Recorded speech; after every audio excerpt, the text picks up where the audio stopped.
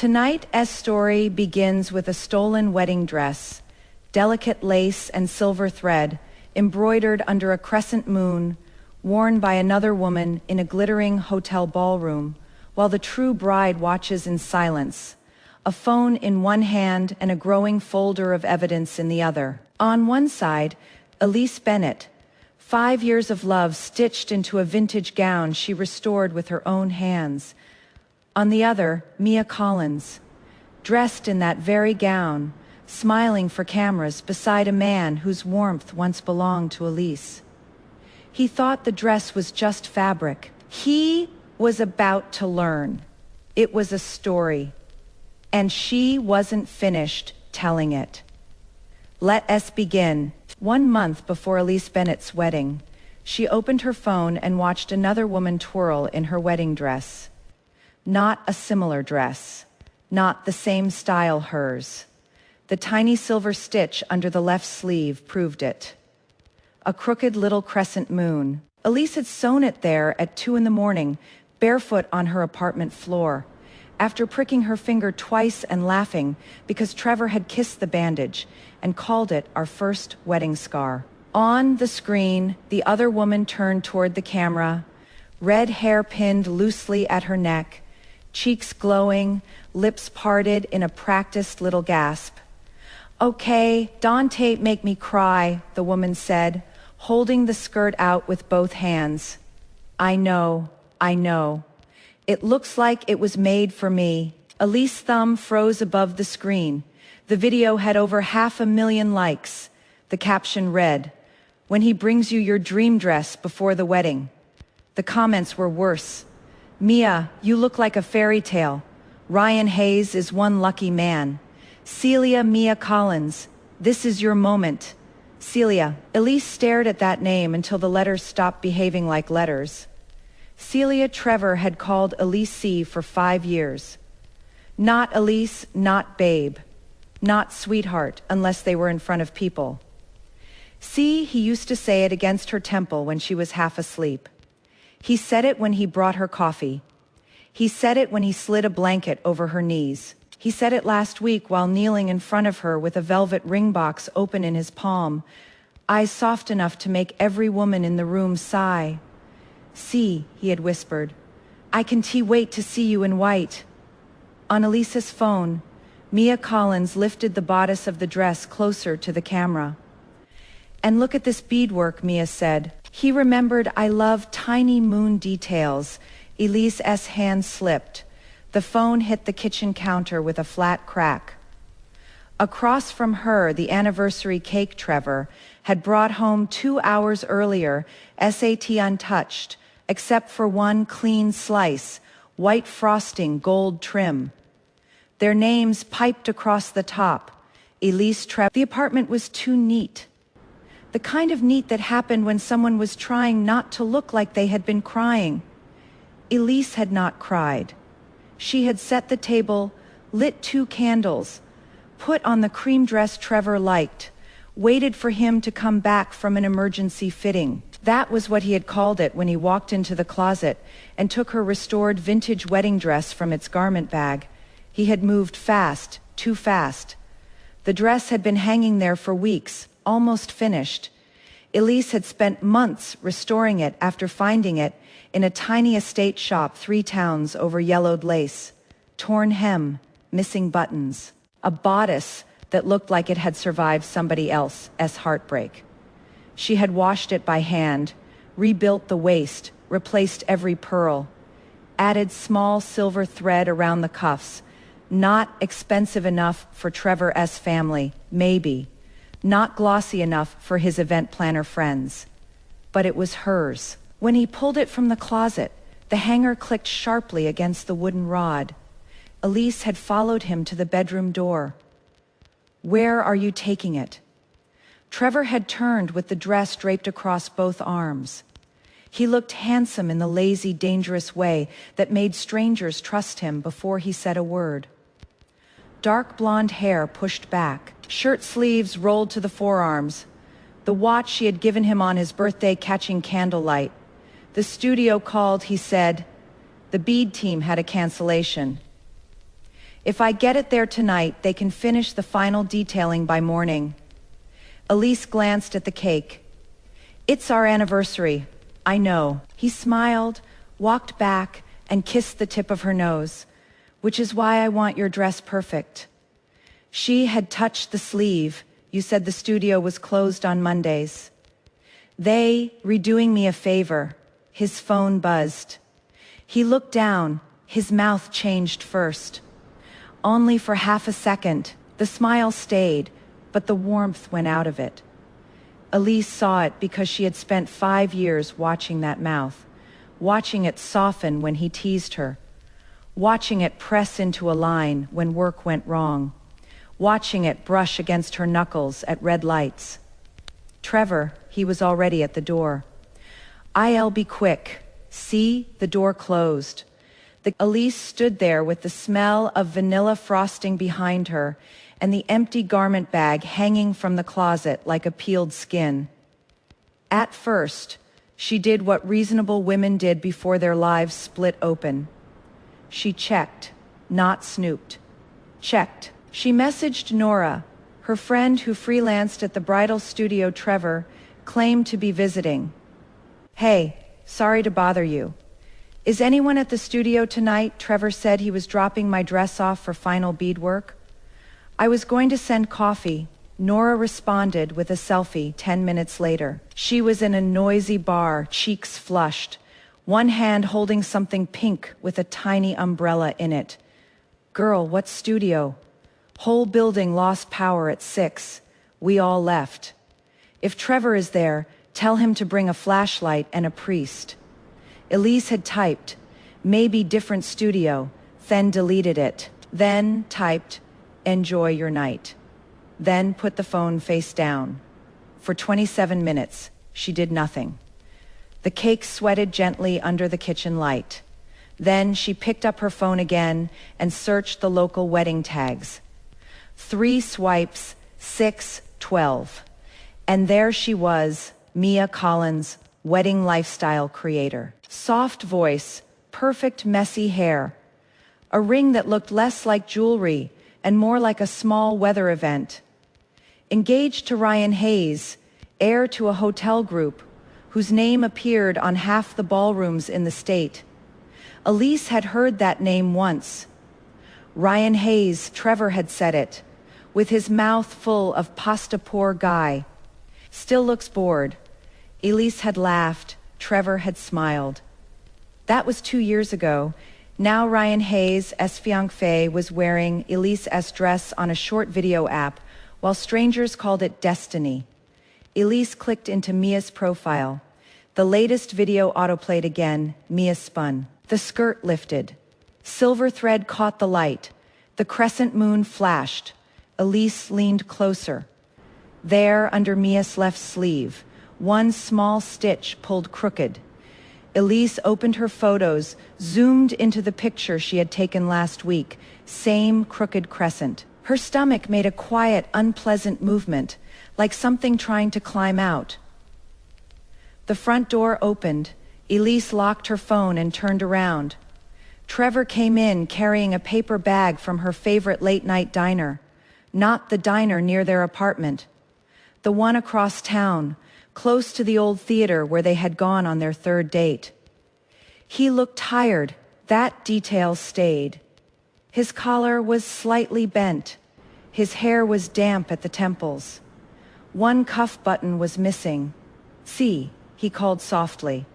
You awake? Elise slid the phone behind the cake box. In the kitchen, Trevor walked in and held up the bag. Peace offering for what? For abandoning you on our anniversary. He stepped close, kissed her forehead, then her cheek, then tried for her mouth. Elise turned to reach for plates. His lips brushed air. Only air. He paused. She pulled 2 plates from the cabinet. You were gone 3 hours. The bead people were chaos. He gave a small laugh, the one he used when a client panicked over flowers or napkin colors. You know, wedding season. Everyone is dramatic. Elise set the plates down. Did they finish? Almost done. Almost final touches. Trevor opened the diner bag. But I wanted to come home before you fell asleep. Look, he placed a white takeout box in front of her. Blueberry pancakes, extra butter. No syrup on top because Elise hated soggy pancakes. That was Trevor. That was the trap. He remembered the little things so well that the big things could hide behind them. Elise opened the box. Steam rose between them. You drove across town for these. You love them. And the studio. Other direction, long night. He smiled. Worth it. His phone buzzed on the counter. He moved before the sound finished. Fast too fast again. Elise looked at his hand covering the screen. Work, venue issue, at midnight. His thumb moved, a notification disappeared. Elise caught only one word before the screen went black. Trevor slid the phone into his pocket. Sorry, the Hayes wedding is eating everyone alive. Elise cut into a pancake. Her fork scraped the cardboard. You reworking the Hayes wedding. Not officially. He poured coffee from the second cup he had brought. Their planner is drowning. I gave a few recommendations. Bride seems happy. Trevor looked up. What Elise dipped the edge of pancake into melted butter. Most brides do, I guess. He watched her for one beat too long. Then smiled again. Not as happy as ULB. The pancake tasted like paper and warm sugar. Trevor leaned on the counter, studying her face. You, okay, just tired. You worked all day. He reached out and tucked a piece of hair behind her ear. I told you not to take on extra alterations this week. I like working, I know. His thumb brushed her jaw. But soon, you'll be Mrs. Walker. Let me take care of things, Elise swallowed. The bite went down wrong. She coughed once into her napkin. Trevor rubbed her back, gentle, patient. Terrible, there she is, he murmured. My stubborn C. Elise put the fork down. Why do you call me that? His hand stopped. What C? He blinked. Because Elise starts with C, that S it. His laugh came half a second late. What else would it be? Elise looked at him. He looked back. A man could rehearse a lie for years and still forget where he put the first version. Trevor reached for her hand. She let him take it. His fingers were warm, familiar, still smelling faintly of expensive hotel soap. I call you C because it's mine, he said. Everyone else gets Elise. I get C, her phone, hidden behind the cake box, lit up another notification from Mia's video. The algorithm had tasted blood and brought more. Elise pulled her hand away and stood. I am going to bed. Trevor caught her wrist lightly. Hey, she turned. He searched her face. You sure you okay? Elise nodded. Dante stay up late for the Hayes wedding. A flicker crossed his eyes. They're gone, of course, he said. She walked to the bedroom without looking back. In the bathroom, she turned on the sink. Not because she needed water, because she needed sound. She opened Mia's profile again. The newest video had been posted 3 minutes ago. Mia stood in front of a wall of white roses inside a hotel ballroom. Elise recognized the dark marble columns from photos Trevor had shown her while complaining about rich people with no taste. Mia lifted a champagne flute, though it looked untouched, behind her. Half hidden near the edge of the frame, a man's hand adjusted the train of her dress. Trevor's hand, Elise knew that hand, the faint scar across the knuckle from when he cut himself building her bookshelf. The watch on his wrist, the watch she had given him. Mia laughed toward someone off-camera stop. You remaking me nervous, a man's voice answered. Low enough that most viewers would miss it, turn around. Celia. Elise replayed it, once, twice. Then she saved the video, screenshotted the frame. Zoomed in, Trevor's watch gleamed against her stolen lace.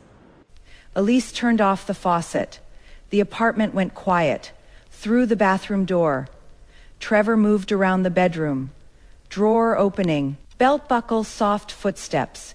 The ordinary sounds of a man preparing to sleep beside the woman whose wedding dress he had just put on somebody else. Elise opened her banking app, then her cloud storage, then a new folder. She named it Wedding Gifts. The first file went in. Mia in the dress. The second, Trevor S. hand on the train.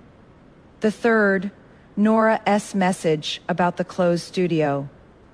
Then Elise stood in front of the mirror. Her face looked normal, too normal. A little pale, mascara still clean, hair still pinned from dinner. She took one of Trevor S. white towels from the rack, wiped the butter stain from her finger, and dropped the towel into the hamper. When she came out, Trevor was sitting on the edge of the bed, phone in hand. He locked it. "Again, come here," he said, patting the mattress. "I missed you." Elise walked past him to the closet. The empty garment bag still hung there. She touched the plastic cover. It made a small crinkling sound. Trevor watched from the bed. "Tomorrow," he said. "I'll bring it back. You'll try it on for me." Elise turned slightly. "For you." He smiled. "For us." At 3:16 in the morning, Trevor fell asleep. At 3:21, his phone lit up on the nightstand. Elise opened her eyes. The screen showed one message preview. "Mia, he believed me. Ryan thinks the dress was always mine. You saved me again." Trevor shifted in his sleep. Elise did not touch the phone. She did not need to. Then it vanished. Outside the window, a delivery truck hissed down the street. Elise lay still beside him until his breathing deepened again. Then she reached for her own phone and typed Ryan Hayes into the search bar. His public profile appeared first. No wedding photos, no engagement captions. Just charity dinners, hotel openings, a polished face that looked as if smiling had been explained to him by a lawyer. Elise found the contact page for the Hayes Hotel Group. Then she stopped. Not yet. A better question came first. Why would Ryan Hayes believe the dress was Mia S.? Why would Trevor need him to believe it? And why did Mia write, "You saved me again"? Elise turned her head. Trevor slept on his side, one hand tucked under his cheek, looking almost young, almost harmless. His phone lit again. This time, no preview. Only a name, Mia Celia Collins. Elise stared at the name until the screen went black. In the dark bedroom, her lips moved once. No sound came out. Then she opened the folder again, wedding gifts, and added a note at the top.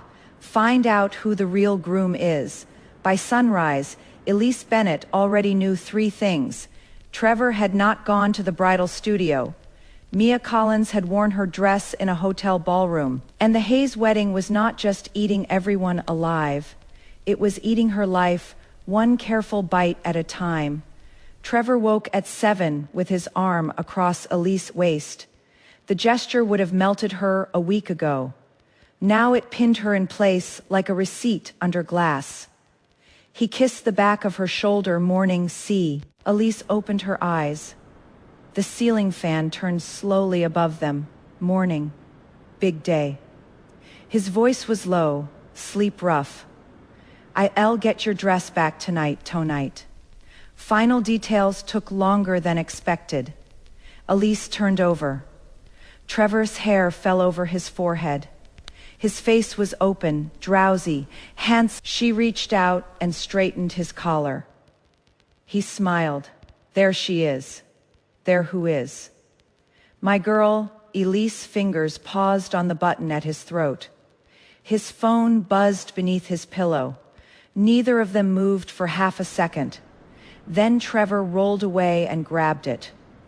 "Work," he said before she asked. Elise sat up and pulled the sheet around her. Hayes' work. He was typing fast.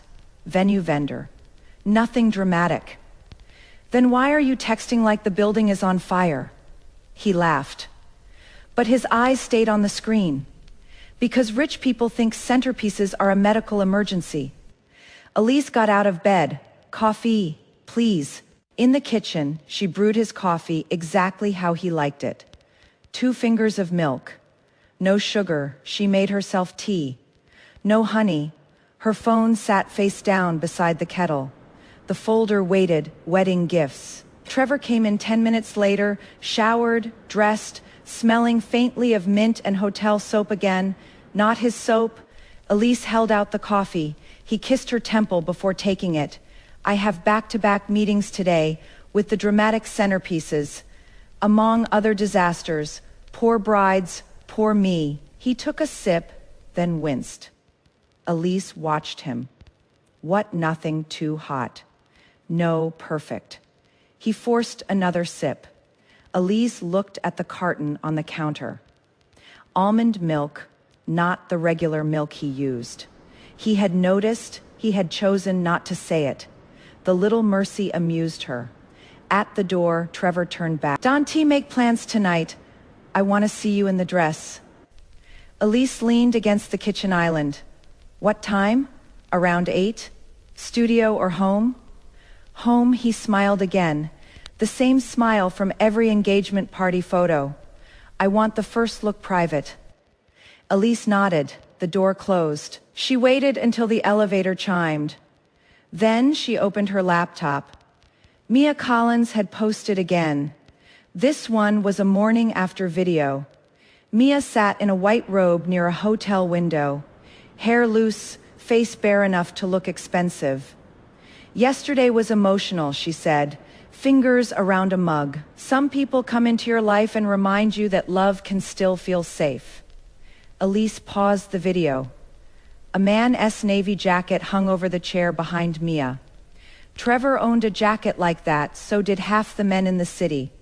Elise zoomed in, a tiny torn seam near the cuff. She had fixed that seam herself last winter after Trevor snagged it on her work table. Elise saved the video, file 4. Then she clicked the comments. Ryan is so lucky. Your fiancé clearly adores you. Where is the dress from? Mia replied to that one. A private restoration. It was meant for me. Elise's lips parted. No laugh came out, just air. She copied the link. Then she searched Ryan Hayes again. This time she did not use the public contact page. She searched the hotel, the ballroom, the wedding. A local lifestyle blog had posted a preview 3 days ago. The Hayes-Collins wedding will be the society event of the season. No city named, no exact guest list, but the photos were there. White roses, marble columns, glass chandeliers, a caption under the final photo. Rehearsal events expected to begin this week at one of the Hayes family's flagship properties. Elise clicked on the image until the marble columns filled the screen. Samey Ballroom. She took a screenshot, file 5 at 11. Nora called. Elise answered on speaker while pulling her hair into a low knot. Before you say anything, Nora said, I had 1 drink and half a mozzarella stick last night, so I am spiritually innocent. Elise zipped her black dress. I need a favor. Those words from you scare me. You say them right before carrying furniture alone. Can you check whether Trevor brought my dress to any studio branch yesterday? Silence. Then the bar girl humor left Nora's voice. Elise, I'm not asking you to get involved. That sentence is exactly how people get involved. Nora's sigh keys clicked. Give me a second. Elise picked up her small camera from the desk, then changed her mind and took a plain tote bag instead. No drama, no spy movie, just a woman going to look at the thing everyone hoped she would never see. Nora came back, no intake under your name, no rush order, no beadwork request. Nothing. Any order under Trevor. More clicking. Number Mia Collins, longer pause. There is a private account inquiry from 3 weeks ago. Not us, but forwarded through a partner seamstress. Vintage gown, restoration consult. No dress brought in. Elise stared at her reflection in the dark window. 3 weeks ago, before Trevor stole the dress, before the video, before the emergency. Can you send me that? I can send what's public in the system. No private notes. Good Elise, are you safe? Elise picked up her keys. I am going to a hotel. Absolutely not the sentence I wanted. If I don't text you in 40 minutes, call you, or call someone with a badge. Elise opened the door. Start with the hotel sat behind a line of trimmed trees and a fountain that looked too clean to be useful. Valets moved in black jackets. Glass doors opened without anyone touching them. Elise walked in like she belonged there. That was the first rule of expensive places. Move slowly, look mildly annoyed. No one questioned a woman who looked like she had already paid. The lobby smelled like lilies and polished wood. A sign near the elevators read, "Private Event Rehearsal." Ballroom level, Elise followed 2 women carrying garment bags. Vone had a headset. The other held a clipboard and said, "If the groom's mother asks again, the roses are ivory, not white. We are calling them ivory." Elise stepped into the elevator with them. The headset woman glanced at her bride's side. Elise looked down at her tote bag dress team. The woman groaned. Thank God. She's been asking about the sleeves all morning. Elise smiled faintly. Of course she has. The elevator opened. Sound spilled out. Voices, clinking glass.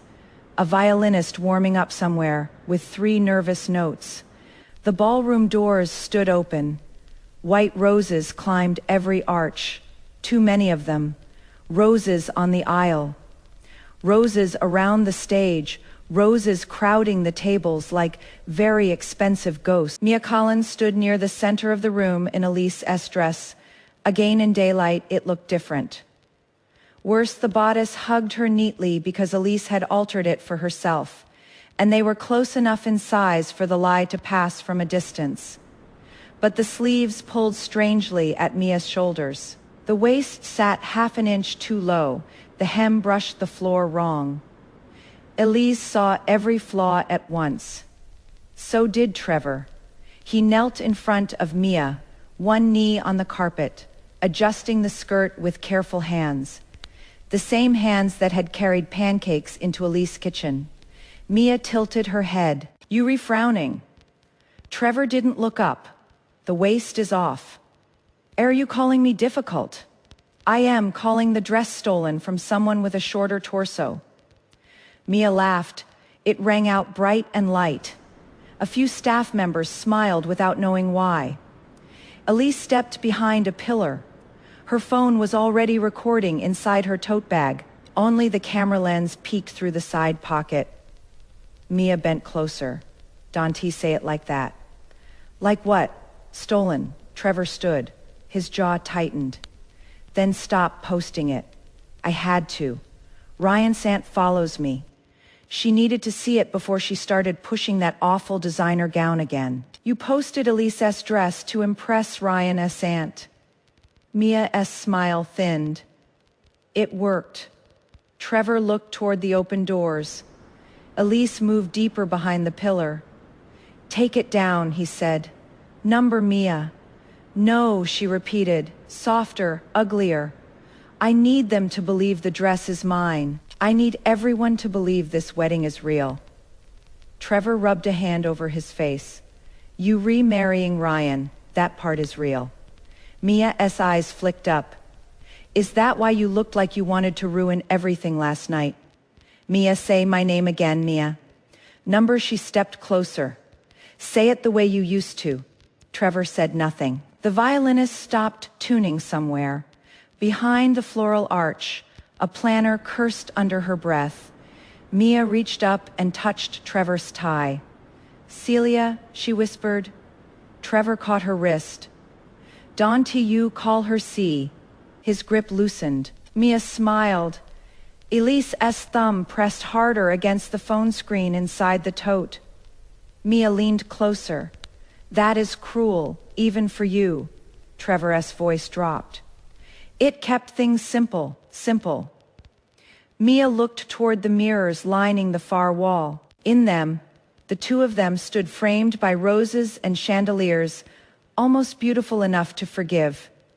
You chased her for 5 years. You asked me to. I asked you to keep her away from Ryan. Trevor's shoulders went still. Elise's hands stopped moving. Mia saw the reaction and kept going. If Elise hadn't caught Ryan's attention at that charity auction, none of this would have been necessary. Charity auction, Elise remembered it. 3 years ago, she had repaired a torn vintage veil for the organizer at the last minute. A man in a dark suit had asked how she knew handwork like that. She had answered without looking up. My grandmother taught me, he had said. She did well. That was Ryan Hayes. 5 minutes, maybe less. Trevor had appeared beside her with 2 drinks, and his hand firm at the small of her back. Elise had forgotten Ryan by dessert. Apparently, nobody else had. Trevor turned away. Ryan was never serious about her. You don't know that. I know Ryan. He doesn't get serious. He acquires things. Mia's face changed. For one moment, the soft influencer mask slipped, and the woman underneath looked tired enough to snap. Then let him acquire me. Trevor looked at her. Mia's voice sharpened. Me father as creditors call my mother at breakfast. My brother sold the lake house furniture. Last month I smiled through a bridal brunch while wearing borrowed earrings and a dress I returned the next morning. So yes, Trevor, let Ryan Hayes acquire me. At least he pays on time. Trevor flinched. Not much. Enough. Mia stepped closer. You think I don't know what I am doing. You think I wanted this. You think I wanted to beg you for help. His mouth tightened. You never begged. I smiled. Men prefer it. Elise watched Mia's fingers, smoothed the stolen lace. For half a second, the room quieted around that movement. Then Trevor said, after the wedding, we redone. Mia looked up. You said that last night. I mean it. You always mean things until I touch you. Trevor's hand shot out, catching her elbow when she moved toward him. Mia, stop. A server passed near the pillar with a tray of glasses. Elise turned. The server did not look twice. Mia's voice softened again. Tell me you don't miss me. Trevor let go. Don't do this here. Then where? In Elise's apartment. In the bed you share with her. Trevor's face hardened.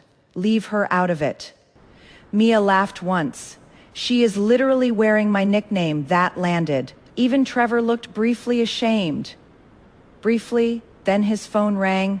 He checked the screen. Elise. Because Elise had called him from the hallway. Inside the ballroom, Trevor stared at the name. Mia saw it, her mouth curled.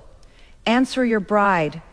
Trevor walked toward the side corridor and picked up. Elise kept recording with the tote bag and lifted the phone to her ear. Hey, Trevor said, voice instantly warm. Everything. Okay. Elise stood 10 yards away behind a pillar. I was wondering what time you'll be home. Still buried in meetings. Mia drifted closer behind him, silent, amused. Centerpieces, Elise asked. Trevor gave a tired laugh. Centerpieces. Linen samples. A mother of the bride who thinks beige is a personal attack. Mia covered her mouth. Elise looked at Trevor through the gap between flowers. His back was to her, his free hand rested against the wall. The watch shone. My dress, Elise asked. Almost done.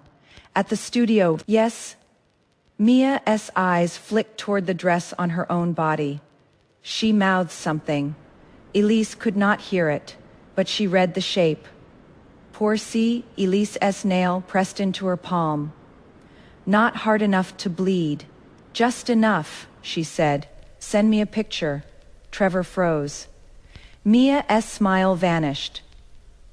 I want to see the beadwork, see. They have it under protective wrap. Unwrap it.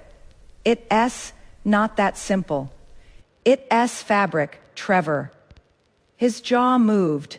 Elise could almost see the lie forming, searching for a clean jacket to wear. I don't want to ruin the surprise. Then send me one tiny detail. Mia grabbed Trevor's sleeve and shook her head sharply. Elise watched them both. Trevor turned slightly away from Mia. I'll bring it tonight. You said that yesterday, Elise not see. Elise smiled without sound. There it was, the first crack big enough to put a finger through. I'll see you tonight, she said. She hung up. Inside the ballroom, Trevor remained still for 3 seconds. Then Mia whispered, "She knows." Trevor turned on her. "She doesn't know anything. She asked for a photo. She's nervous. She's a woman 1 month from her wedding whose dress is missing." Mia, "No, Don Tia me, fix it." Elise's phone kept recording. Trevor lowered his voice. "I already ordered another dress." Mia blinked. "What, for Elise?" "Same silhouette, better lace. It'll pass." Mia laughed, but there was no humor in it. "You are insane. I am solving. You stole her wedding dress, and your solution is buying her a replacement." "I didn't steal it for myself." Mia's expression cooled. "Number, you stole it for me." Trevor looked at her for a moment. The room held its breath in white roses and polished glass. Mia reached out and touched his face. This time, he did not stop her. Her thumb rested near his mouth. "You always do." Elise lowered the tote an inch. Enough, she turned and walked toward the elevator. Behind her, the ballroom manager called, "Dress team.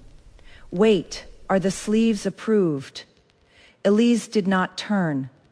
"Not even close," she said. The elevator door. Inside, she replayed the recording. Trevor's voice came through clearly. "I already ordered another dress." Then Mia, "You stole her wedding dress and your solution is buying her a replacement." Elise saved the file. File 6. Outside the hotel, sunlight bounced off windshields and fountain water. Her phone buzzed. Elise typed back. "Unfortunately for several people." "Yes." Then another message arrived. "Unknown number." Elise opened it. "Miss Bennett, this is Ryan Hayes. I believe we have a mutual problem wearing your dress." Elise stopped beside the fountain water, struck stone in neat silver lines. A second message appeared. "I have the full rehearsal footage, including what happened after you left." Elise looked back at the hotel doors. Through the glass, far across the lobby, Ryan Hayes stood near the elevators in a dark suit. Not smiling, not surprised, just watching her with the calm patience of a man who had been waiting for someone else to step into his trap. Elise typed one word, "Where?" Ryan looked down at his phone, then back up at her. Her phone buzzed. "Coffee shop across the street. 10 minutes. Come alone." Ryan Hayes did not stand when Elise entered the car. Men who wanted forgiveness stood. Men who wanted control waited to see whether the other person would sit first. Elise ordered black coffee at the counter, paid cash, and chose the chair opposite him without asking permission. Ryan's eyes moved once to the cup. No sugar. No trust. His mouth almost... He slid a tablet across the table. On the paused screen, Mia stood in the ballroom wearing Elise's dress. Trevor stood close enough that his shadow crossed the bodice. Elise did not touch the tablet. "You said you had footage." "I do." "And you said we had a mutual problem." "We do." "Then start with the part where you explain why your fiancé is wearing my wedding dress." Ryan leaned back. He was not handsome the way Trevor was handsome. Trevor had warmth, golden hair, easy hands, a face built for apologies. Ryan looked carved rather than born. Dark hair, pale shirt, suit without a wrinkle. His face belonged on hotel brochures and inheritance documents.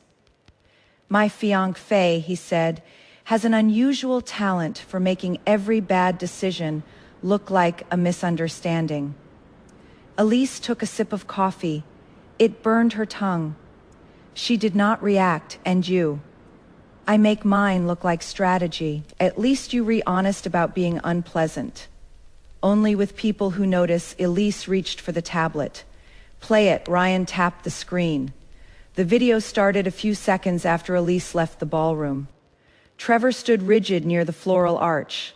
Mia paced in front of him, holding up the skirt with both hands.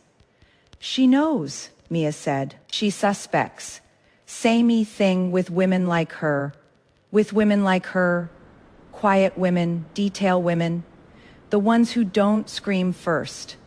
They collect things. Elise's finger tightened around the coffee cup.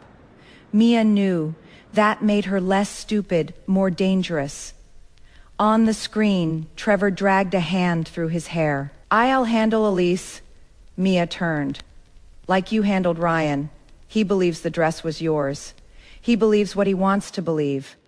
There is a difference. A voice spoke off camera. Ryan's voice.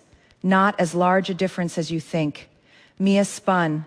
The color dropped out of her face so fast, even the video could not soften it. Trevor stepped in front of her. No raised voice. Just a man entering a room he owned.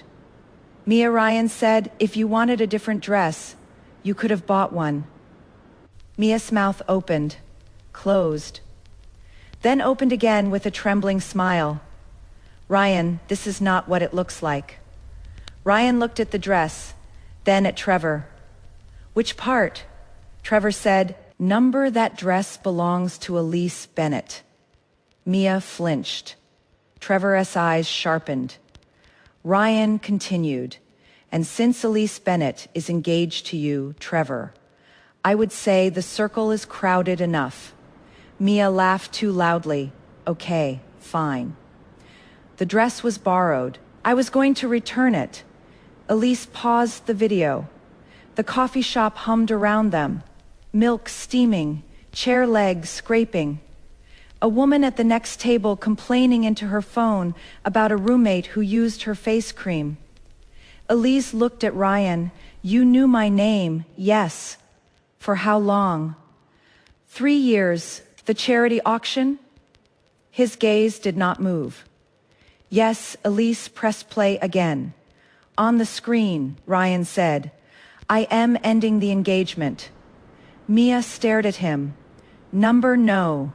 Number. She stepped toward him, gathering the skirt. You don't get to do that. Ryan's brows lifted slightly. Watch me. Your board will ask questions. My family will talk. Your father wanted this alliance. My father wants clean headlines. Then marry me and get them. Trevor snapped. Mia, stop. She whirled on him. You stop. You don't get to panic now. Trevor's face flushed. I did everything you asked. Not enough. Ryan's eyes moved between. Mia turned back to Ryan instantly. Ryan, I can explain. You just did. I was scared. You were dressed. I was desperate. You were filming. Mia's mouth twisted. I needed people to believe I was loved. No one moved. Even Trevor looked at the floor. Ryan said, that is not the same as being married. Mia stepped closer. Do not humiliate me. Ryan's voice stayed level. You did that in my ballroom. The video ended. Elise pushed the tablet back. Ryan folded his hands. That is the full rehearsal footage. No, it isn't tea for the first time. He blinked. Elise set her coffee down. You cut something. His expression cooled. What makes you say that? Because Mia said, you handled Ryan. Trevor said, he believes the dress was yours. Then you entered like a judge in a courtroom.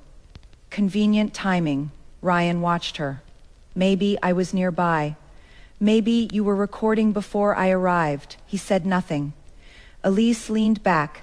That means you suspected them before today. I suspected Mia, not Trevor. I didn't care about Trevor, lucky Trevor. Ryan's mouth flattened. Elise tapped one nail against the cardboard cup. Why contact me? Because you have what I need, a spine. Public sympathy.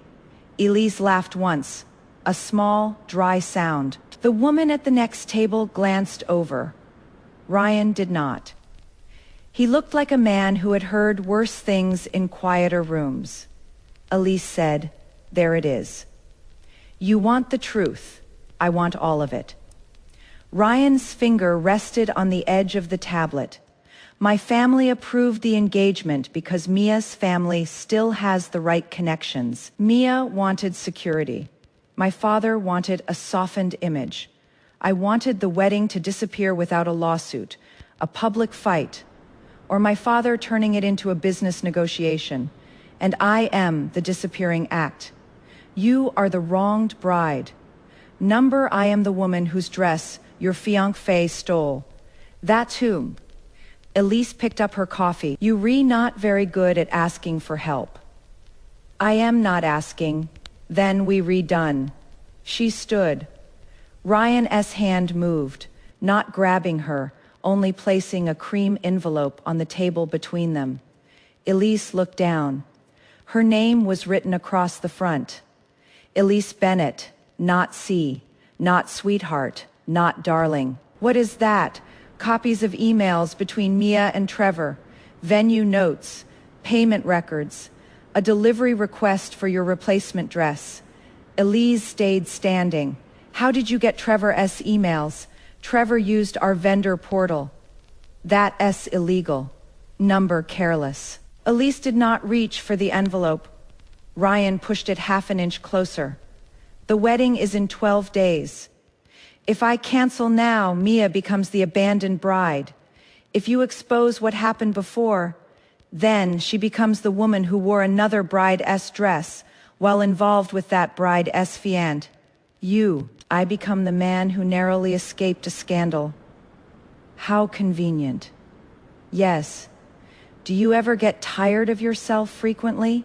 That answer landed too fast to be charming. Elise sat down again. Not because she trusted him, because the envelope was thick. What do you want? A controlled reveal. Say it like a person. Mia's wedding day, press already there. Social media already watching. She can rewrite the story faster than witnesses can post it. Elise stared at him. You want me to crash her wedding? I want you to attend. With what? A bouquet and a flamethrower, a dress? Mine number, he looked at her carefully. Yours is Elise's fingers went still. Evidence. The words sat on the table between them, cold and useful. Ryan continued. Trevor ordered a replacement from a private showroom. It will arrive tonight. Elise's eyes narrowed. How do you know that? The showroom is in one of our properties. Elise looked at the ceiling. Of course it is. I can have it delivered to you instead. And Trevor? He will panic. That part does sound promising. Ryan slid another card across the table. A small appointment card. Private fitting, 6:30 p.m. No brand name, just an address. Elise picked it up. What is this? A gown. I am not marrying you. Number, you were very confident for a man who just got rejected before proposing. I am offering costume, not marriage. Elise looked at him over the edge of the card. A costume for whose play? For Mia's wrong answer. Ryan leaned forward. For yours, Elise held his gaze. The coffee shop door opened. Wind pushed in. Simone's dog barked once outside. Elise tucked the appointment card into her bag but left the envelope on the table. I'll look at your evidence. You should take it now. I said I'll look at it. Ryan's eyes flicked to the envelope. Elise stood. Send me digital copies. If anything is altered, I send everything I already have to Mia. You have her number? I have Trevor. He has no lock screen discipline. That almost smile returned. There is more of you than he deserves. Careful compliments make you sound like a person. She walked out before he could. The afternoon shifted strangely. After that, not slower. Sharper, Elise went home and found Trevor's replacement lie waiting for her in the hallway. A garment box stood against the apartment door. White, tall, expensive, no sender name. Elise crouched and looked at the delivery label. Her name, their address. Order placed by Trevor Walker. She took a photo, file 7. Then she dragged the box inside and opened it. The dress was beautiful. That annoyed her. Cream satin, clean neckline, hand-finished buttons, better fabric than her restored vintage gown. Better construction too. Trevor had not bought a cheap apology. He had bought an expensive eraser. Elise lifted one sleeve, no crescent moon. No repaired lace, no nights on the floor with thread between her teeth. Just perfection with no fingerprints. She hung it in the closet. Beside the empty garment bag. Then she made tea at 6. Trevor called. Elise answered, while sitting cross-legged on the floor in front of the replacement dress. Hey, running late centerpieces again. Menus this time, how tragic. He laughed. You sound better. I am. The lie came easier than expected. On the other end, he exhaled softly. I hate when we feel off. Elise touched the hem of the new dress. Do we do that? Do what? Act far away. She heard a car door close on his end. Then a woman's voice in the background. Mia. Elise could not make out the words. Trevor covered the phone, muffled sound. Mia, silence. Then, what? You said the Hayes wedding was chaos. Is Mia one of the vendors now? His laugh came too quickly. She's the bride. Right, Elise again. Not see she. She smiled down at the dress. Yes, I am trying. Trying what? To give us a perfect wedding. The front door opened. Elise looked up. Trevor stood there with the phone still at his ear. He had not expected her to be sitting on the floor. He had not expected the white garment box to be open. The call remained connected between them. His voice echoing 1 second late from the speaker. For once, he had no script ready. Elise ended the call. Trevor's eyes went to the empty garment bag. You opened it. It had my name on it. It was supposed to be a surprise. You full of those lately. He stepped inside and closed the door. His face arranged itself not into guilt. Into tenderness. That was his gift. He could turn a room into a hospital and himself into the only doctor. See, he said softly, I know you loved the vintage dress. Loved, he corrected instantly, love. But when I saw this one, I thought about you, clean, elegant, timeless. Knew. His jaw moved. Yes, Nui stood and brushed dust from her knees. And my old one, at the studio. Which studio? He took off his jacket, the private one I told you about. You didn't tell me the name. It's not a walk-in place. Convenient. Trevor tossed the jacket over a chair. There, the torn cuff. The same one from Mia's video. Elise looked at it. He followed her gaze and adjusted the sleeve. Too late. Tree it on, he said. The replacement. His eyes darkened slightly. It's not a replacement. No, it's your wedding dress. Elise looked at the gown funny. I thought my wedding dress had a crooked moon under the left sleeve. Trevor went still. The apartment hummed. Fridge traffic below. Some neighbor laughing too loudly through the wall. Trevor said, What did you say? Elise turned to him. The little stitch? You remember it, don't you? He swallowed, then smiled. Barely, of course I remember. Where is it? At the studio. Then call them now. Trevor rubbed both hands over his face. Elise, I am exhausted, call. His voice hardened at the edge. You respiraling. There it was. Not angry yet. Worse. Clinical. Like she was the mess. Elise walked to the kitchen counter, picked up her phone, and opened Mia's video. She turned the screen toward him. Mia spun in the dress. Silver thread flashed. Trevor did not look away. Not fast enough. His face gave him away before his mouth arrived to rescue him. Elise said nothing. The video looped. Mia laughed again. Trevor's throat worked. Where did you get that? The internet. Very private place. Elise, is that my dress? He stared at the screen, then at her. She borrowed it for content. Elise blinked. On slowly. She borrowed my wedding dress. She was having a breakdown. Ryan's family was pressuring her, and she needed something to make them back off. It was stupid, I should have asked. Elise lowered the phone. You should have asked whether your ex could wear my wedding dress. She is not my ex, no. Number then, what is she? Trevor walked toward her. Elise did not step back. She's someone I grew up with. Someone whose family helped mine when things were bad.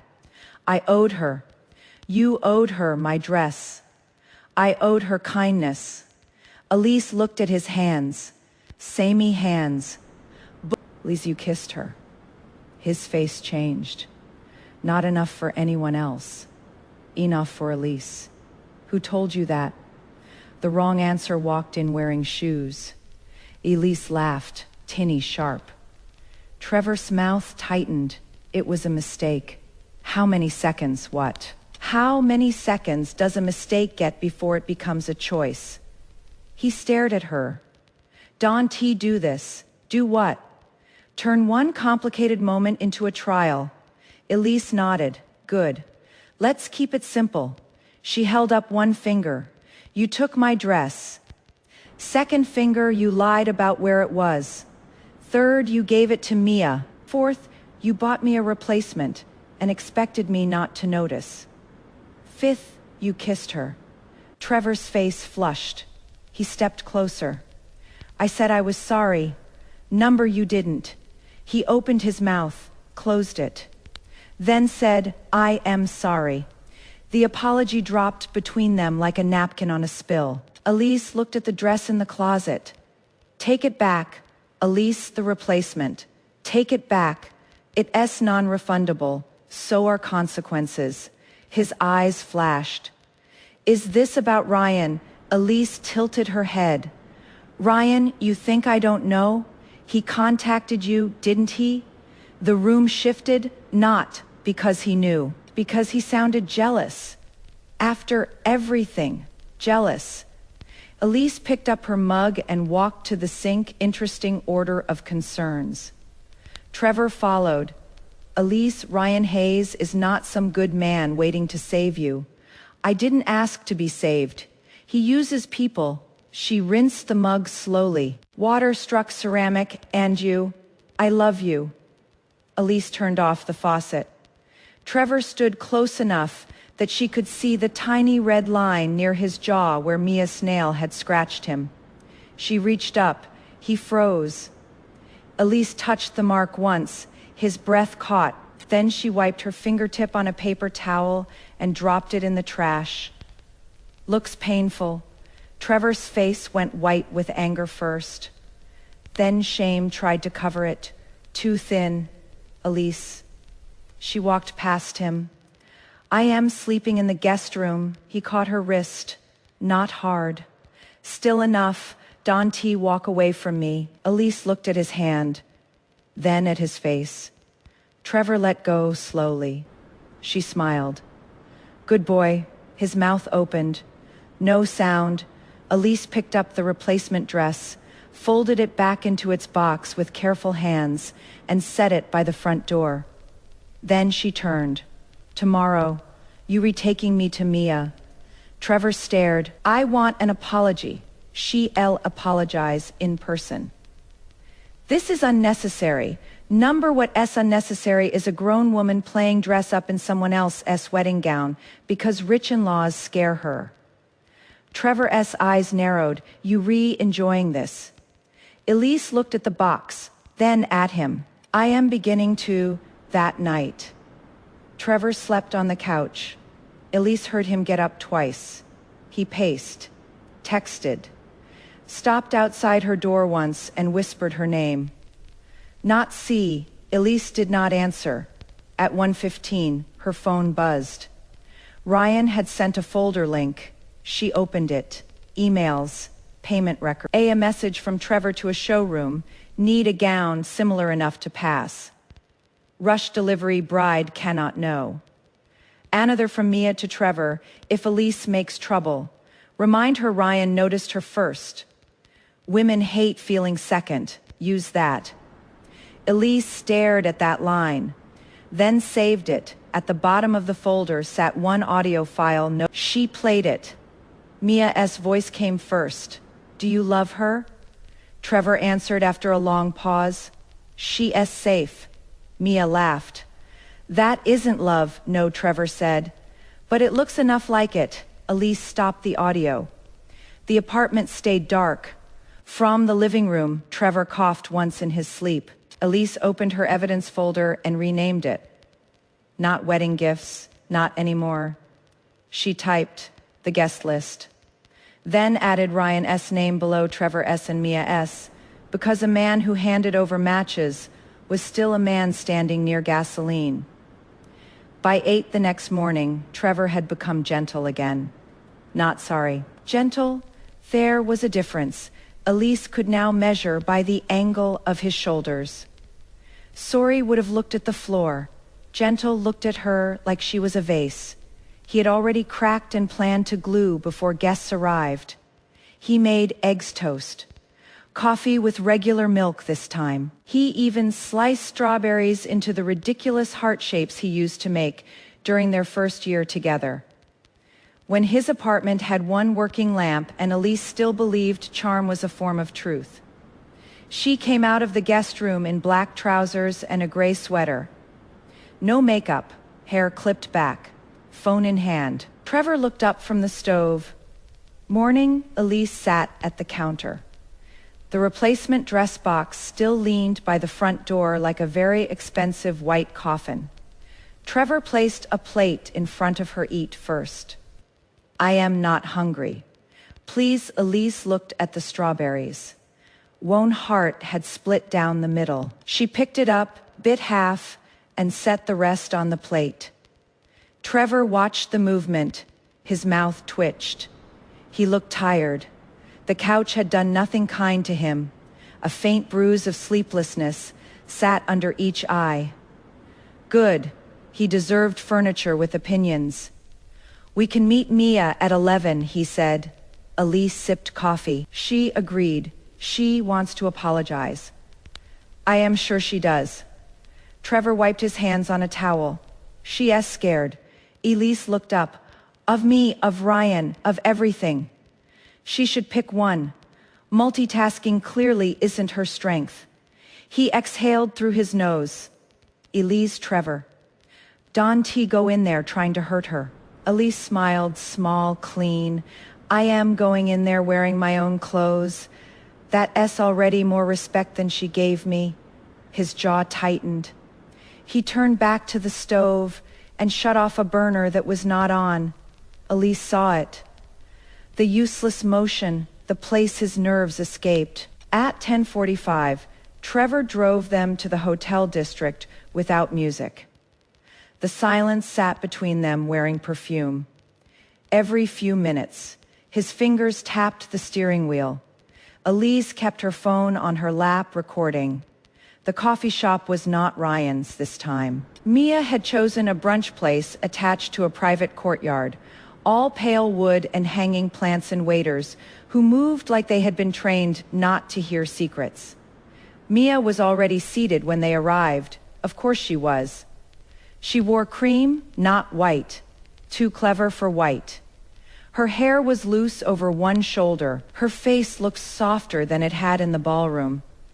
Eyes slightly red, lips bare, hands wrapped around a mug, as if she had been sitting there all morning, regretting things prettily. Beside her chair sat a garment bag. Elise looked at it first, then at Mia. Mia stood quickly. Elise, not Miss Bennet, not sorry yet. Elise pulled out a chair and sat. Trevor remained standing until Elise glanced at him. Then he sat too. The table became a small courtroom with overpriced pastries. Mia took a breath. I owe you an apology. Elise picked up the menu start. Mia's eyes flicked to Trevor. Elise did not look up from the menu. Not him, Mia swallowed. I was wrong to wear your dress, borrow. What, yesterday Trevor called it borrowing. I am curious which word we reusing today. Mia pressed her lips together. I was wrong to take it. Elise closed the menu. Better. Trevor shifted. Mia continued. Voice soft. I panicked. Ryan's family had expectations. His aunt was pushing another gown, and I felt like I was disappearing inside my own wedding. You solved that by disappearing inside mine. Mia blinked. A flush crept along her neck. I know it sounds awful. Elise ordered tea. Trevor ordered nothing. Mia ordered more hot water for the mug she had not touched. When the waiter left, Mia leaned forward. I am sorry, truly, I should have asked. Elise looked at her. Mia held eye contact for 2 seconds, then looked away. Not enough practice in that apology. Elise tapped the garment bag beside Mia's chair with the toe of her shoe. What's that? Mia brightened too quickly. I made you something. Trevor closed his eyes for half a second. Elise nearly laughed. Mia unzipped the bag and lifted out a white dress, not a wedding gown. A confession in fabric. The seams wavered. The lace trim looked rushed. One sleeve hung lower than the other. Tiny pearls dotted the bodice in uneven lines, like someone had sneezed mid-gluing and decided symmetry was for cowards. Mia held it carefully, chin lifted. I stayed up all night. Elise stood. She took the dress between 2 fingers, held it out, and examined the stitching. A table nearby went quiet. One woman, pretending to stir her latte, stopped stirring. Elise turned the dress inside out. Mia's face tightened. There are unfinished seams, Elise said. I am not a professional. Number the word landed flat. Mia's fingers curled around her mug. I wanted to replace what I took. Elise looked at the dress again. You can replace handwork with panic, Trevor said quietly. Elise, she tried. Elise turned to him. Did she? He shut his mouth. Elise folded the dress over one arm and looked back at Mia. Why did you wear mine? Mia's eyes shone. I told you Ryan's family. Number why mine? Mia glanced at Trevor.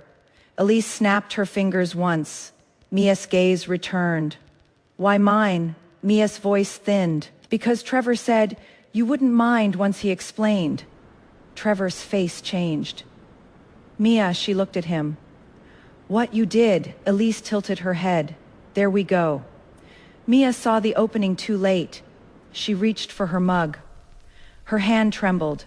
Elise continued. So Trevor offered you my dress. Mia said nothing. Trevor leaned forward. It wasn't like that. Elise picked up her tea as the waiter placed it down. Then make it like something. Trevor stared at her. Around them, brunch continued badly. Forks slowed. Phones tilted discreetly. A man with silver hair at the next table pretended to read the same line of his newspaper for a full minute. Mia set the mug down too hard. Hot water spilled over the saucer. I asked him for help, she said. He offered the dress. I didn't know you had made it yourself. Elise looked at the uneven apology dress. You said online it was a private restoration meant for you. Mia froze. Elise lifted her phone and played the clip. Mia's own voice floated over the table. A private restoration. It was meant for me. The woman with the latte stopped pretending entirely. Mia's cheeks turned blotchy. I was protecting myself with my work, with a post. With my work. Mia inhaled sharply. Trevor touched her wrist. Not Elise. Mia he noticed as soon as Elise did. His hand pulled back like the table had burned him. Elise smiled. Careful. The apology is still breathing. Trevor's face flushed. Mia turned to him, eyes wet now, in a way that would look excellent on camera. You said she was kind. Elise laughed. It slipped out before she could stop it. Not loud, not wild, just enough to make Mia flinch.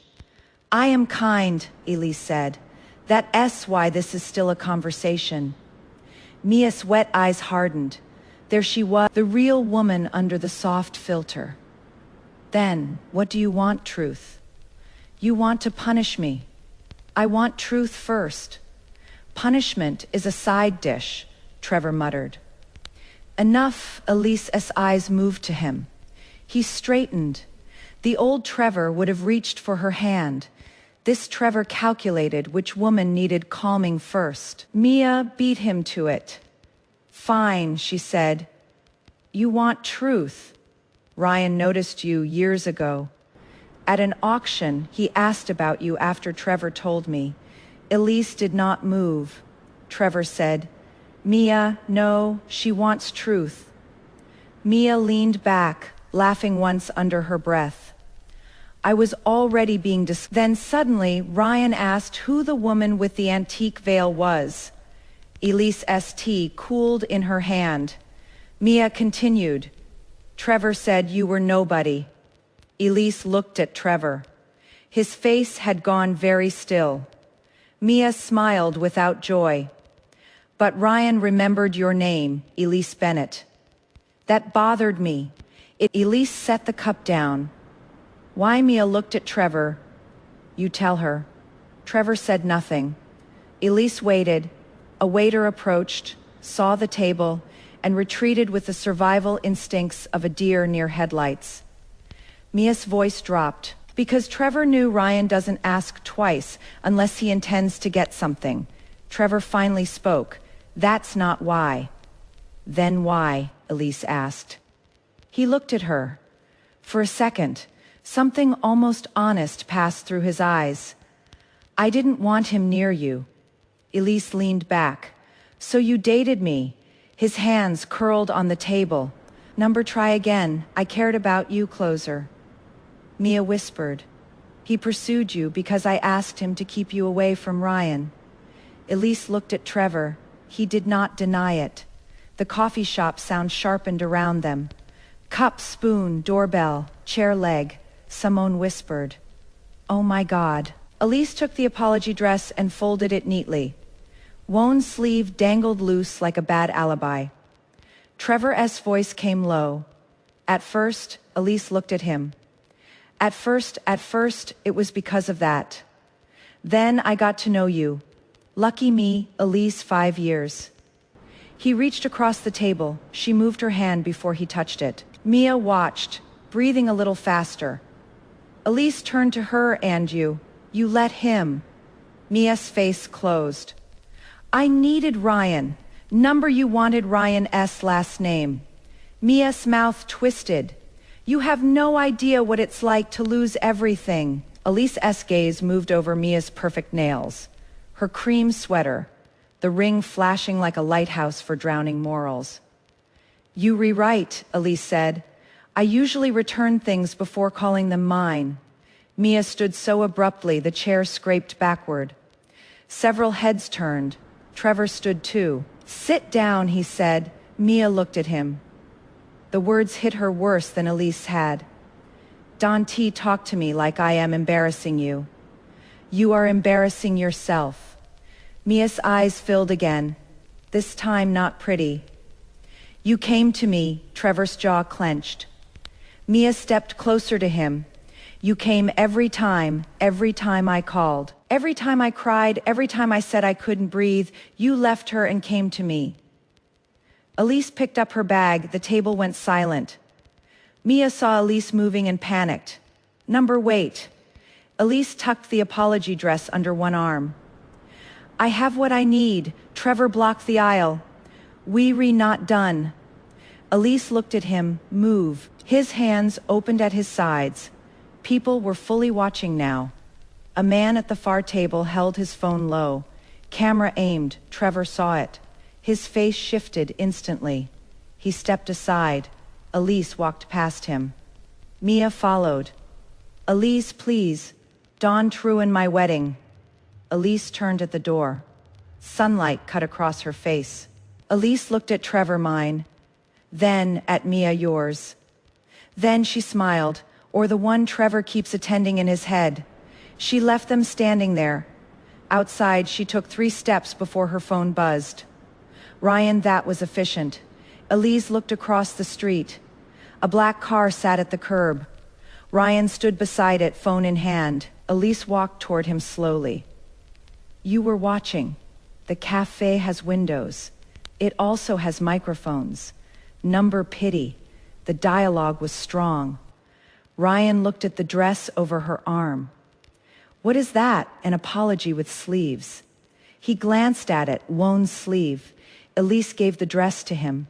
Have your people preserve this. He lifted a brow as evidence as comedy. For once, Ryan actually smiled. It disappeared quickly, but it had existed. A rare animal crossing a road at dawn. Elise opened the car door herself. Ryan did not try to do it for her progress. Inside the car, he handed her a folder, the guest list for Mia's wedding. Elise flipped it open. Society names, family names, influencers, local lifestyle reporters, a wedding magazine editor, 2 hotel investors. Her finger stopped. Why is my name here? Ryan said. Mia added you. Elise looked up. She what? She wanted to make sure you didn't create a scene elsewhere. Elise laughed. The sound startled even her. She invited the woman whose dress she stole to watch her marry you. She assumed Trevor would control you. Elise closed the folder. Everyone has been very confident about that. Ryan looked out the window. Will he? Elise watched the cafe door open behind them. Trevor stepped outside, scanning the street. Mia appeared behind him, crying into her phone. Elise lowered the window. Trevor spotted her. His face loosened with relief first, then hardened when he saw Ryan. Elise. Ryan said, "We can leave." Not yet. Trevor crossed the street fast.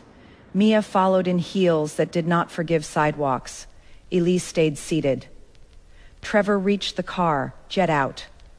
Ryan's driver looked back. Ryan gave the smallest shake of his head. Elise rested one arm on the open window. Good morning to you too. Trevor bent toward the window. You making a mistake. Ivy had a productive morning, be specific. Ryan's mouth twitched. Trevor ignored him. Whatever he told you, he's using you. Elise nodded. Yes, that stopped him, she continued. You used me, Mia used you. Ryan is trying to use me. It's almost refreshing to meet one honest parasite in the room. Ryan said mildly, I prefer strategic opportunist. Elise looked at him. You don't get preferences today. Trevor's face reddened. You think this is funny? No, Elise said. I think it's interesting. Funny comes later. Mia arrived breathless. Elise, please. I apologized. Elise lifted the ugly dress from Ryan's lap and held it out the window. You did, beautifully. Mia's eyes darted to Trevor. Don't post that. I wasn't planning to. Mia exhaled. Elise smiled. Planning is such a small word. Ryan glanced at her. Trevor gripped the window frame. Enough. Elise looked at his hand. He let go. The driver did not move. The street waited, Elise said. Here's what happens now, Trevor. You return my original dress by 6 tonight, Mia. You remove every video showing my dress by noon and post a correction. Mia's mouth fell open. A correction? Are you insane? Elise checked her watch. You want me to publicly say the dress wasn't mine? I want you to publicly say the vintage gown belonged to its actual owner and was posted without proper permission. That will make me look awful. Elise folded the dress back into her lap. Mia, she looked up. You wore another woman's wedding dress on the internet. Mia's eyes flashed. Trevor said, Elise, there has to be another way. There is. I send everything to Ryan's guest list. Ryan turned his head slightly. Trevor stared at him. You gave her the list, Ryan said. She reads quickly. Trevor stepped back from the car. For the first time since Elise had known him, he looked outnumbered, not by money, by documentation. Mia's phone buzzed in her hand. She looked down. Her face changed. Elise saw the name on the screen through the open window. Ryan's aunt. Mia answered with a trembling smile already forming. Hi, yes, everything is fine. Elise held out her hand. Mia frowned. Elise wiggled her fingers. Mia looked at Trevor. Trevor looked away, slowly. Mia handed Elise the phone. Elise put it on speaker. A sharp older woman's voice filled the car and the sidewalk. Mia, someone just sent me a message asking whether your dress belongs to another bride. Tell me this is nonsense. Elise looked at Ryan.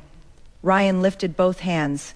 Not me. Elise looked back at the cafe. The woman with the latte stood by the window, phone raised. Elise smiled. Funny had arrived early. Mia whispered, Give it back. Elise handed her the phone. Mia took it with white fingers. Of course it's nonsense, Mia said brightly. Just a misunderstanding. Elise opened her own phone and set a timer. 38 minutes until noon. Then she looked at Trevor. 6 tonight, the window rose. Trevor slapped his palm against the glass once, not hard enough to break, loud enough to turn heads. Mia hissed his name. Ryan's driver pulled away from the curb. In the side mirror, Elise watched Trevor and Mia shrink into 2 well-dressed figures arguing beside a planter. Ryan said, You realize that correction will start a fire.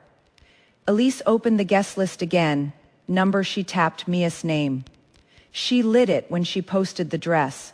At 11:57, Mia Collins posted a new video. No makeup, cream sweater, red eyes, voice trembling just enough.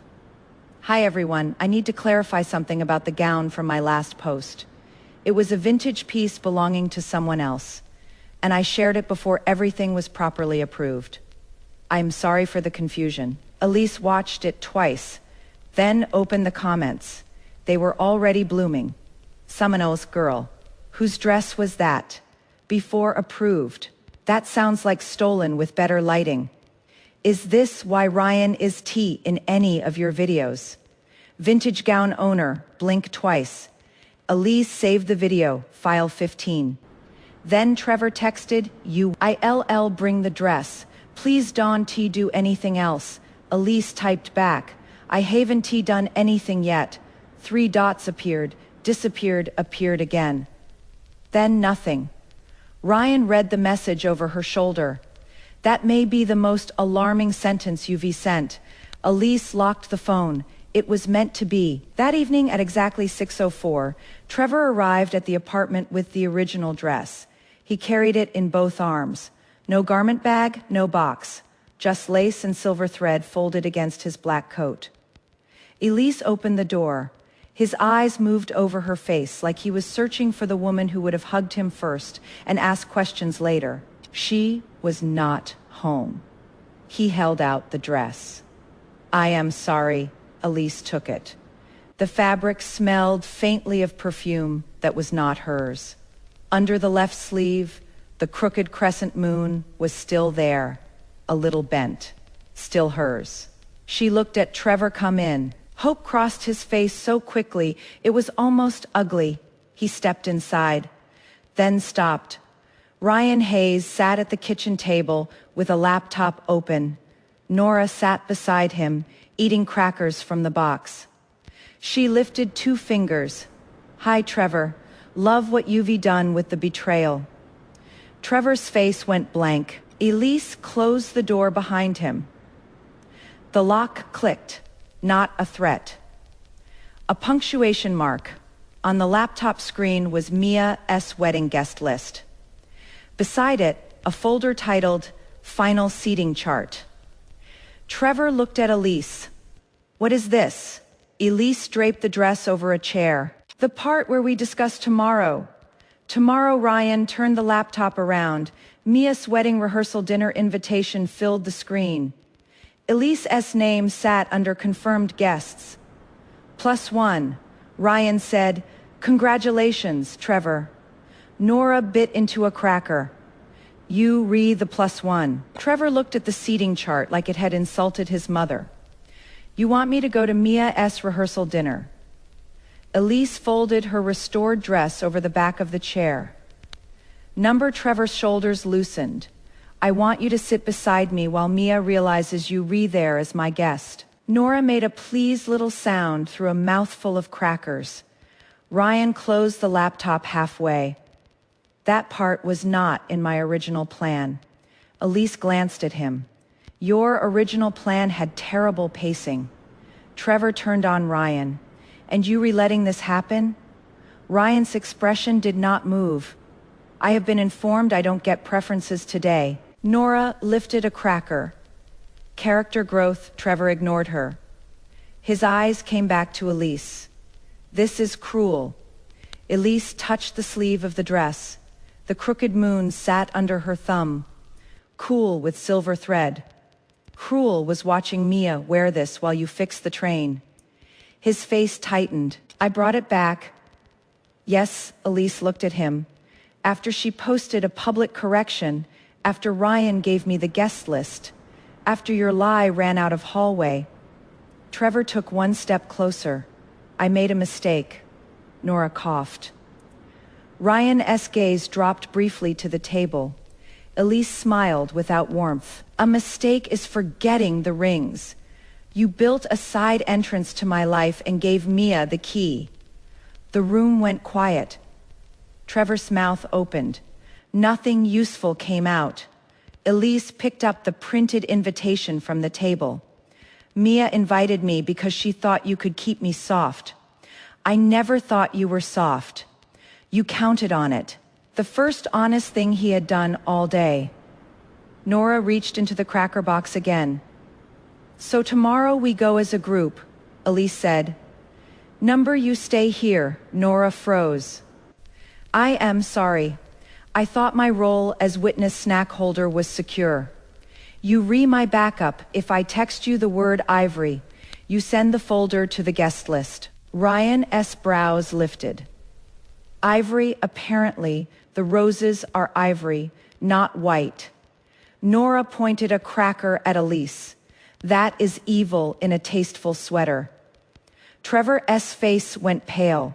"You can threaten people with private files." Elise looked at him. "Then don't create public lies with private theft." Ryan leaned back. "She has a point," Trevor snapped. "You don't get to talk." Ryan's voice stayed mild. "I get to talk in my apartment," Trevor turned. For the first time, he seemed to notice the place.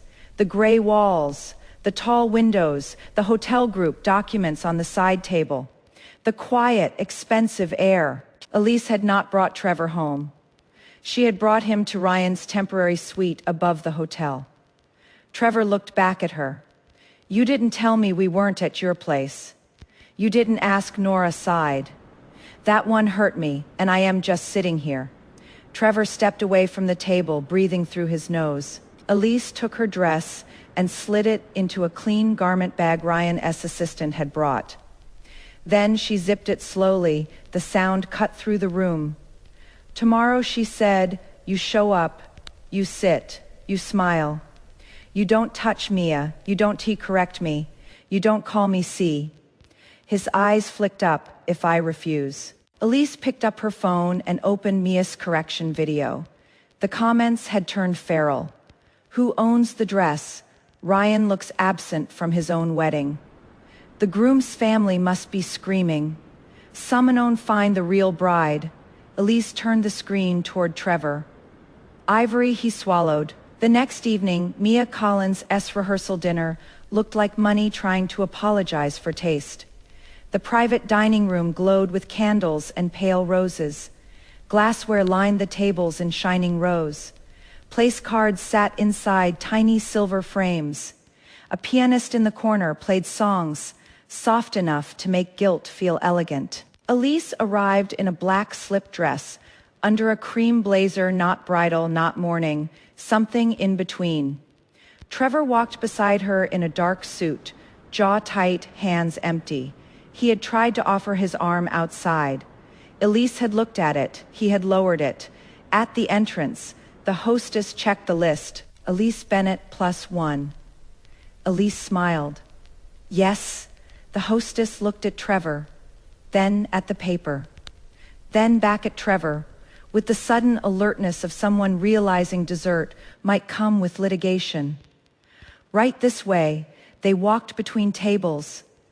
Conversation dipped as people recognized Trevor. First the planner, then 2 bridesmaids, then a woman with a pearl necklace who looked like she had been born disappointed.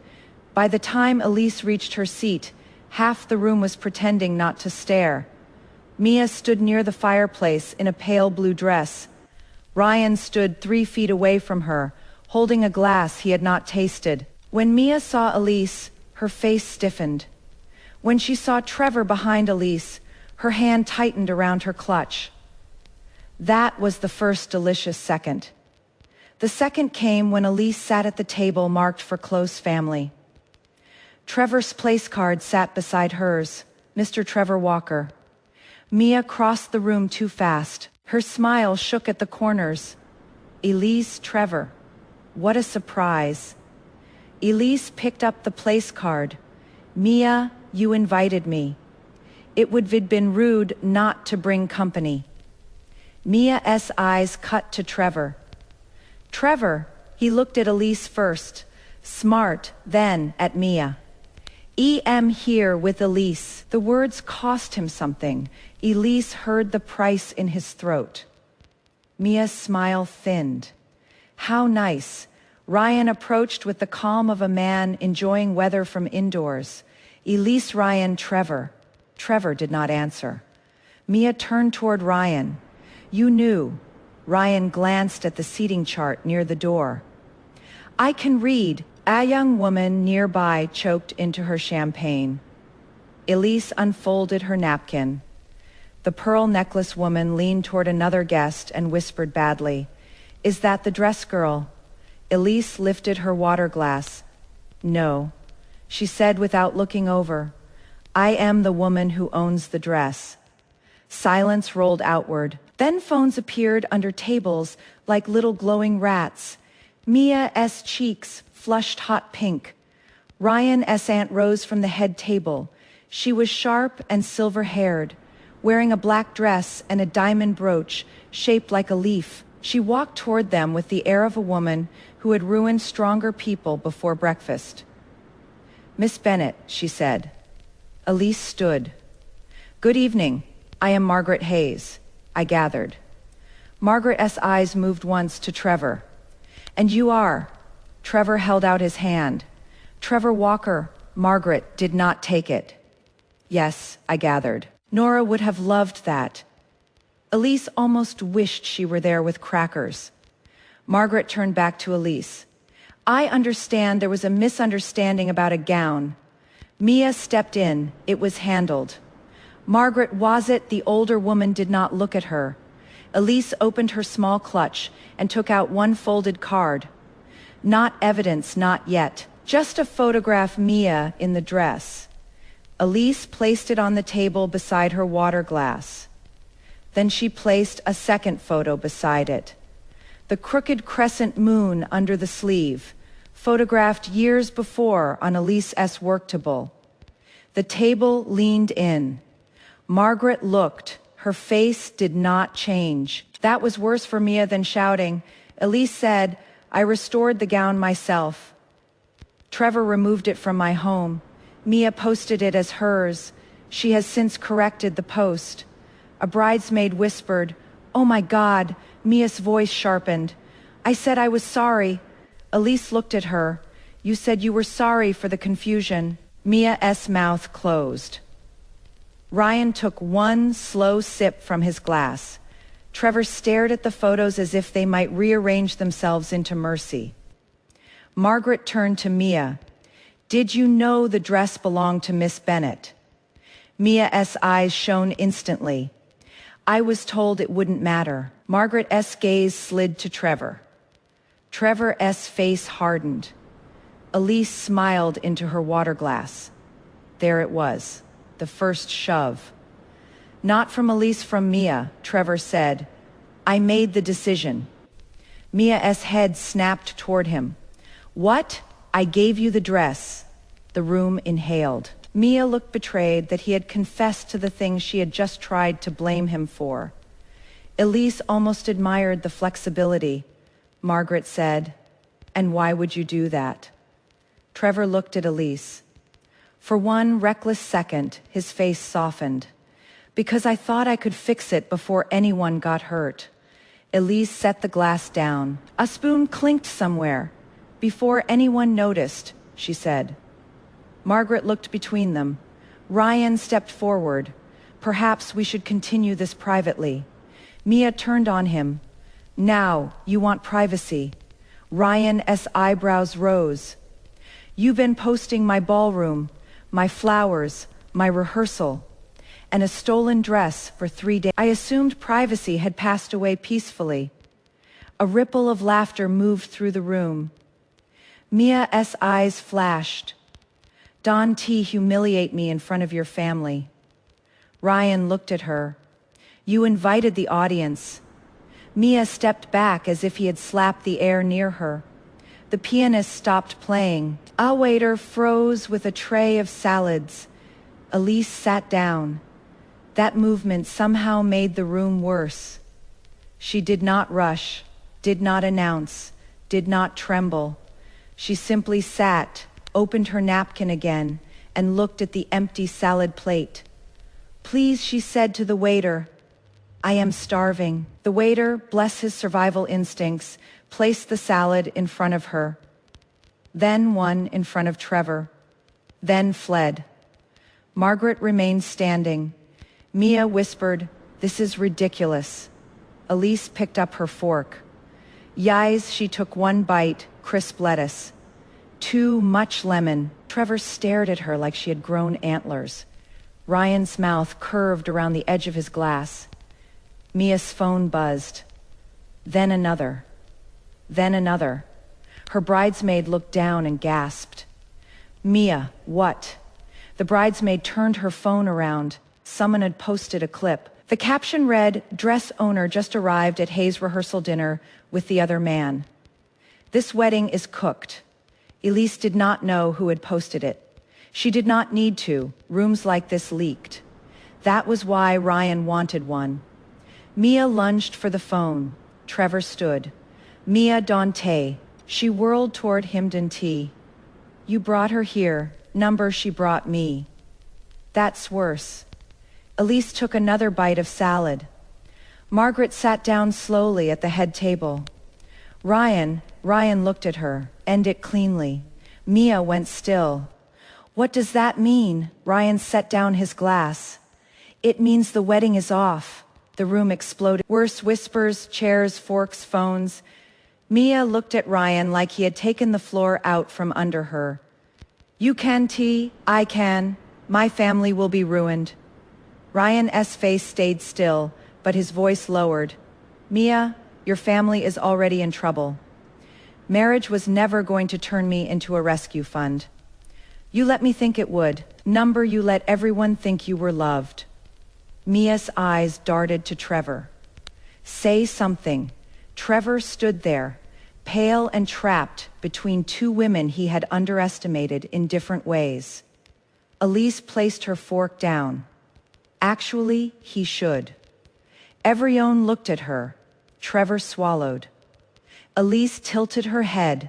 "Tell the room why you pursued me." His lips parted, Mia whispered. Dawn Tryon's gaze sharpened. Margaret folded her hands. Trevor looked at Elise. She picked up her phone and placed it on the table, screen lit. The audio file waited, Mia's voice. "Do you love her?" Trevor's answer, "She's safe." Elise did not press play. She did not have to. Trevor saw the file name. His face emptied. Mia saw his face and understood. So did Ryan. Trevor's voice came rough. "At first, I pursued Elise because Mia asked me to keep her away from Ryan." The whispering stopped. Elise picked up her water. The ice had melted. Trevor continued. "I told myself it wasn't serious." A woman at the far table muttered, "Men always do." Margaret closed her eyes briefly. Mia took one step backward. Trevor looked at Elise, but it became real. Elise said, "For whom?" Elise nodded. Convenient timing. Mia laughed suddenly. A sharp, broken little laugh. "You are unbelievable." Trevor turned to her. "Mia number, you don't get to stand there and confess like you re-noble. You came every time I called. You kissed me in the ballroom. You told me Elise was safe because safe women don't leave." Trevor's face reddened. Elise's fork stopped halfway to her plate. There it was, new truth, ugly little jewel. Safe women don't leave. The room heard it too. Phones dipped lower, closer. Mia saw the attention and tried to gather herself, but the words had already jumped. Ryan looked at Elise, not pity, calculation. Then something else, respect. Maybe Elise turned her phone screen down. Trevor said, "I never said that." Mia's smile went cruel. "You said worse." Elise stood. The chair legs whispered against the floor. Trevor reached toward her, then stopped. Good.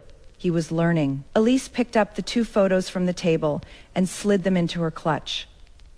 Margaret spoke. "Miss Bennett, I apologize for my family's part in this." Elise looked at the older woman. "Your family's part is Ryan's problem." Margaret's eyes moved to Ryan clearly. Ryan gave his aunt a look that might have been annoyance if carved in marble. Elise turned to Mia. "Keep the apology dress." Mia blinked. "What? It suits the evening." A laugh escaped from one table, then another. Mia's face crumpled, not into sadness, into rage she could not afford to show. Elise turned toward the exit. Trevor followed. "Elise," she kept walking. He caught up near the hallway. "Please wait." The dining room buzzed behind them. Ryan stayed inside. Mia's voice rose once, then cracked. Elise stopped beside a wall of framed hotel photographs. Trevor stood in front of her. His tie had loosened. The polished groom-like surface had started to peel. "I know what I did was wrong." Elise looked at him. "That sentence is late, but welcome. I can fix us number. You haven't even heard me. I heard you in a ballroom. I heard you in an audio file. I heard Mia at a table full of your consequences." His jaw worked. "I love you." Elise watched his mouth shape the word. Love, small word, overused. Too often asked to carry dirty furniture. She opened her clutch, took out the crescent moon photo, and handed it to him. He stared at it. "I sewed that after you fell asleep on my floor," she said. "You woke up, saw me working, and brought me a blanket." His eyes softened. "I remember?" "No, you remember the blanket? You missed the work." He looked up. Elise stepped closer. "That's why. You thought another dress would pass." Trevor's eyes shone now. Maybe tears, maybe panic wearing water. I am sorry, Elise. Hope moved across his face. Cruel little thing, she continued. I just don't care fast enough to save you. His face broke.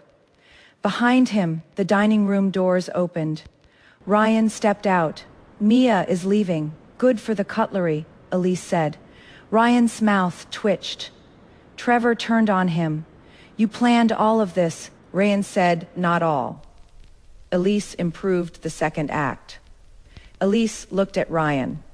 And you still trying to own the script? His expression stilled. Trevor looked between them. Elise tucked the photo away. I am done for tonight, Ryan said. My driver can take you, Trevor said. I'll drive you. The two men stood there, equally useless in expensive shoes. Elise walked past them toward the lobby. Outside, cold air hit her cheeks. She inhaled no roses, no perfume, no ballroom air, just street exhaust, wet pavement, and a food truck turning a corner. Her phone buzzed, Nora Avery. Elise typed back, not yet, dinner served itself. Nora replied, I wore my emergency pants for nothing. Elise smiled. Then another notification appeared. Mia's live stream had started. Elise opened it. The screen shook. Mia sat in the back of a car, mascara smudged, voice trembling. I just want everyone to know the truth before they twist it. Ryan Hayes used me. Elise Bennett came after me because she wanted him. Trevor was only trying to help. Elise stopped walking. The live stream viewer count climbed. 3,000, 712. Mia leaned toward the camera, tears shining. She has been obsessed with ruining my wedding from the beginning. Elise stared at the screen. Then she looked back through the glass doors. Inside the lobby, Ryan and Trevor stood 10 feet apart, both watching her. Elise lifted her phone, turned the screen toward them. Ryan read it first. His face changed. Trevor S. followed. Mia sobbed on the live stream. She stole my happiness. Elise lowered the phone. Nora texted again. Do I send the folder? Elise watched Mia's viewer count hit 20,000. Then typed one word. Ivry Nora did not send the folder to the whole internet. She sent it better, first to Mia's own guest list, then to Margaret Hayes, then to the rehearsal dinner planner, who had already watched 3 tables, pretend not to record, then to the lifestyle reporter who had posted 2 glowing previews about the Hayes-Collins wedding and had been waiting for a richer ending all week. Nora texted Elise 1 minute later, delivered. I feel like a mailman in a revenge opera. Elise stood outside the hotel doors with her phone in one hand and cold air cutting through her blazer. Mia's live stream was still climbing, 36,000 viewers, 4150. Mia sat in the back of a car, face wet, voice shaking in that careful way that made people lean in. Elise Bennett wanted Ryan from the beginning, Mia said. She couldn't stand that he chose me. Comments flooded upward. Who is Elise? Wait, is this about the dress, girl? Weren't you wearing someone else's gown yesterday? Receipts or it didn't happen. Elise watched the comments change in real time. A new account posted, I was at the rehearsal dinner. This is not what happened. Another, check your email. Mia's guest got a whole folder. Another, the dress owner has photos from before Mia ever wore it.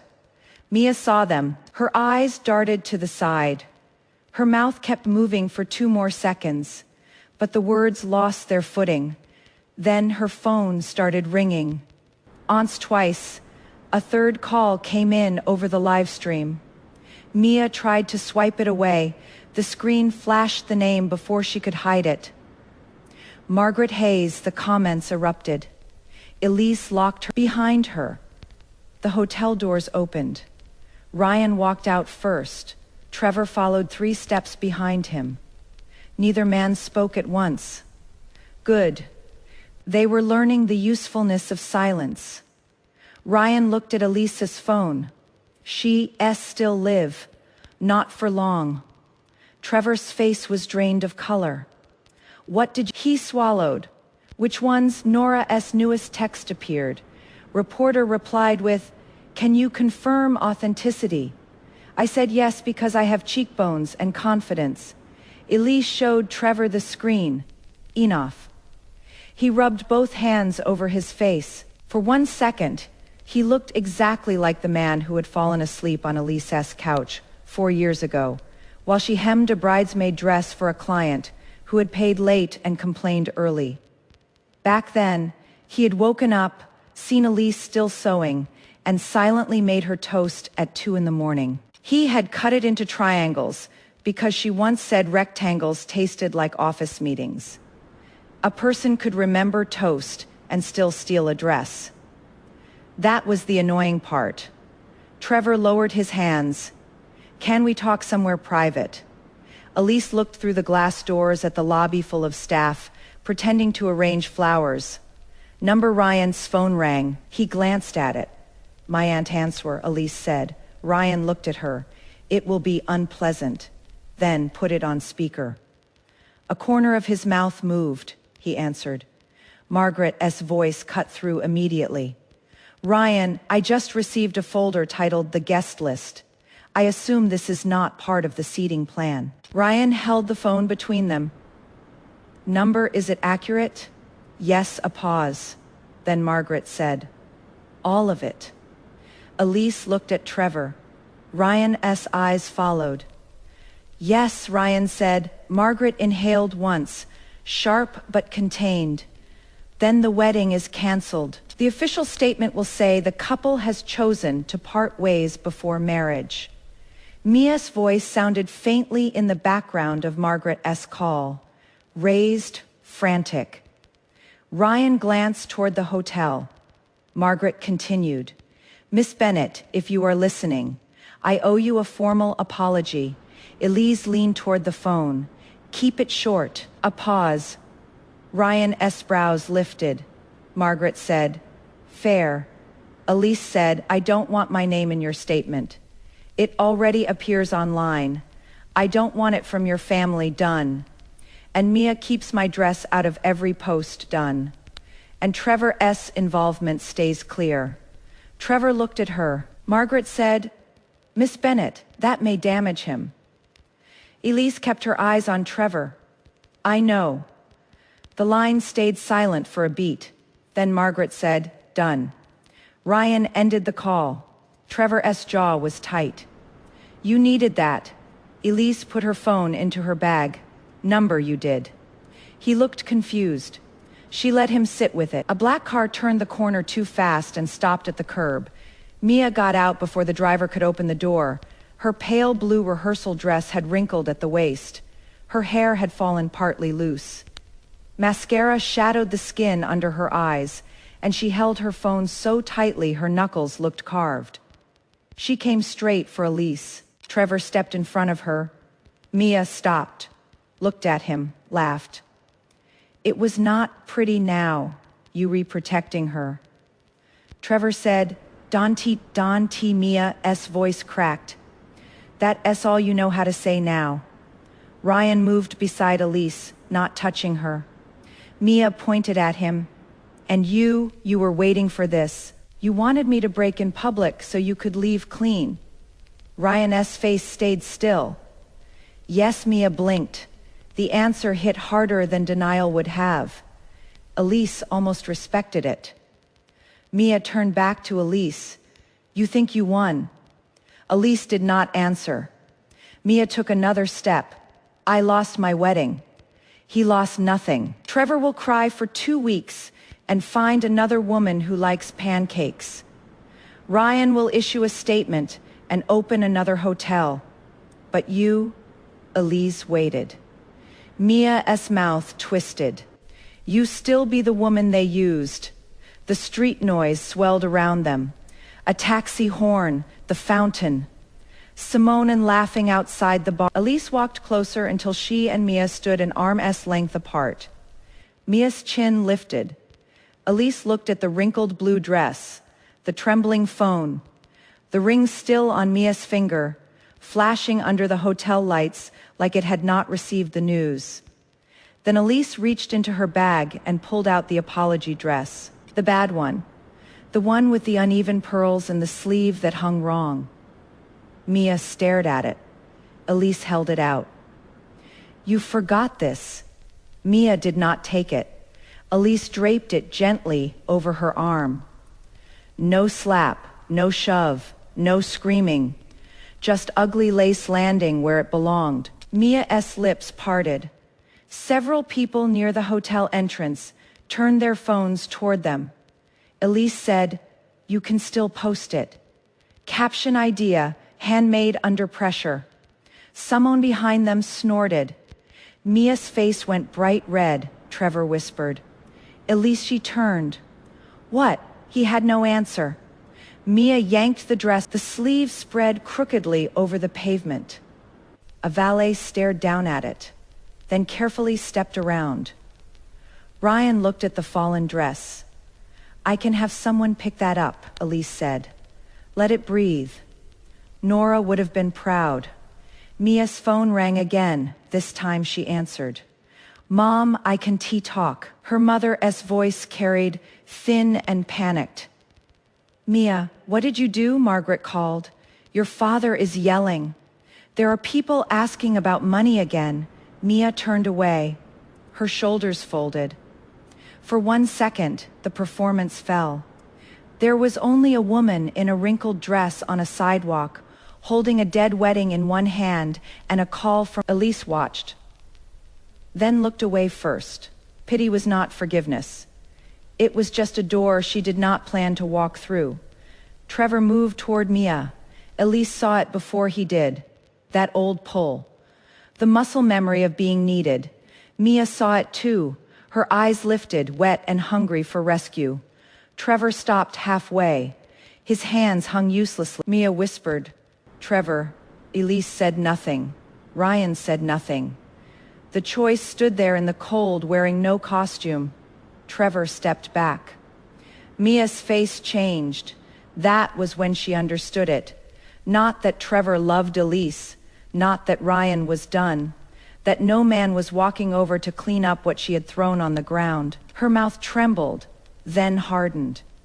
She bent, grabbed the apology dress from the sidewalk, and shoved it against Trevor's chest. "You keep it," she said. He caught it by reflex. A perfect ending for a man who liked carrying things that did not belong to him. Mia got back into the car. The door slammed. The car pulled away. Trevor stood with the crooked white dress in his hands. A young valet whispered to another, "Is that the backup bride dress?" Elise laughed. She couldn't help it. Not loud, just once. Trevor looked at her. Pain crossed his face, but it arrived late to the party and found no chair. "Elise," he said. She shook her head. "Go home." "Our home," number he swallowed. "My apartment start there." He held the apology dress lower.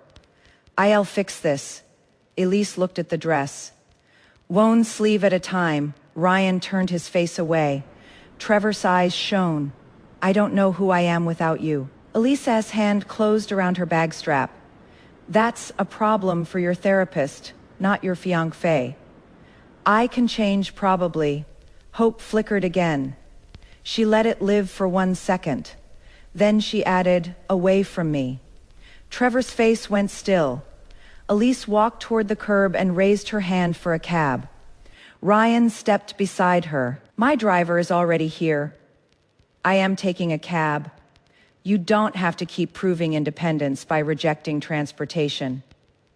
Elise looked at him. "You don't have to keep disguising control as logistics." He accepted that with a small nod. The cab stopped. Elise opened the door. Ryan said, "Tomorrow will be ugly." Elise paused. For whom? The articles, the comments. People will take sides. People take sides when a grocery line splits. That is not the same. Number grocery lines have higher stakes. Ryan almost smiled. Elise got into the cab. Before she closed the door, Ryan put one hand on the frame. Elise, she looked at his hand. He removed it. Better. I meant what I said, he said. You said a lot. About trying. She leaned back against the seat. You never said trying, you said strategy. Then I'll say it now.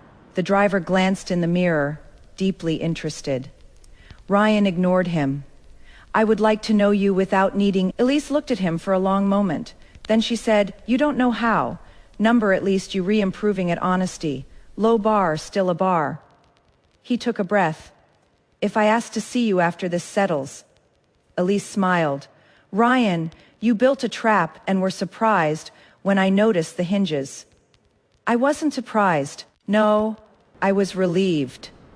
The cab meter clicked. Elise looked at him. There was no softness in Ryan's face. No performance of heartbreak. Just a man standing under hotel lights with his plan ruined and his hands empty. Better than Trevor, still not enough. Good night, Ryan. His jaw shifted once. Good night, Elise. She closed the door. The cab pulled away, through the rear window. She saw both men standing outside the hotel. Ryan in the light, Trevor near the curb, holding a bad white dress. For once, neither followed. By morning, the wedding was everywhere. Not in the way Mia wanted, not in the way Ryan planned. The headline stayed sharp without naming Elise directly. Society wedding canceled after rehearsal dinner dispute. Over vintage gown, the lifestyle reporter wrote carefully. No wild accusations. No graphic scandal. Just enough polished wording to let readers taste blood between the lines. Mia deleted the live stream too late. Clips had already been reposted with captions. The dress owner has entered the chat. Never steal from a seamstress. She knows where the seams split. Safe women don't leave. Watch one walk. That last line went everywhere. Elise hated it for 6 minutes. Then she made coffee and blocked 3 unknown numbers before toast. Nora arrived at 9 with bagels. She walked in, dropped the paper bag on the counter, and opened both arms. Elise stepped into the hug. For the first time in days, no one in the room wanted something from her. Nora squeezed once, then pulled back and inspected her face. You look terrifyingly calm. I slept 4 hours, villain numbers. Not a villain. Number you re-worse organized. Elise poured coffee. Her original dress lay across the work table. She had cleaned the hem at dawn, removed the foreign perfume with careful, patient work. One section of lace near the waist had stretched from being worn wrong. Elise pinned it flat. Nora watched her hands. Are you going to keep it? Elise threaded a needle. For now, wear it, number sell it, maybe burn it. Elise looked up. Nora lifted both hands symbolically. In a controlled ceramic bowl of feminine rage, Elise smiled and bent back over the lace. Number I am repairing it. Why?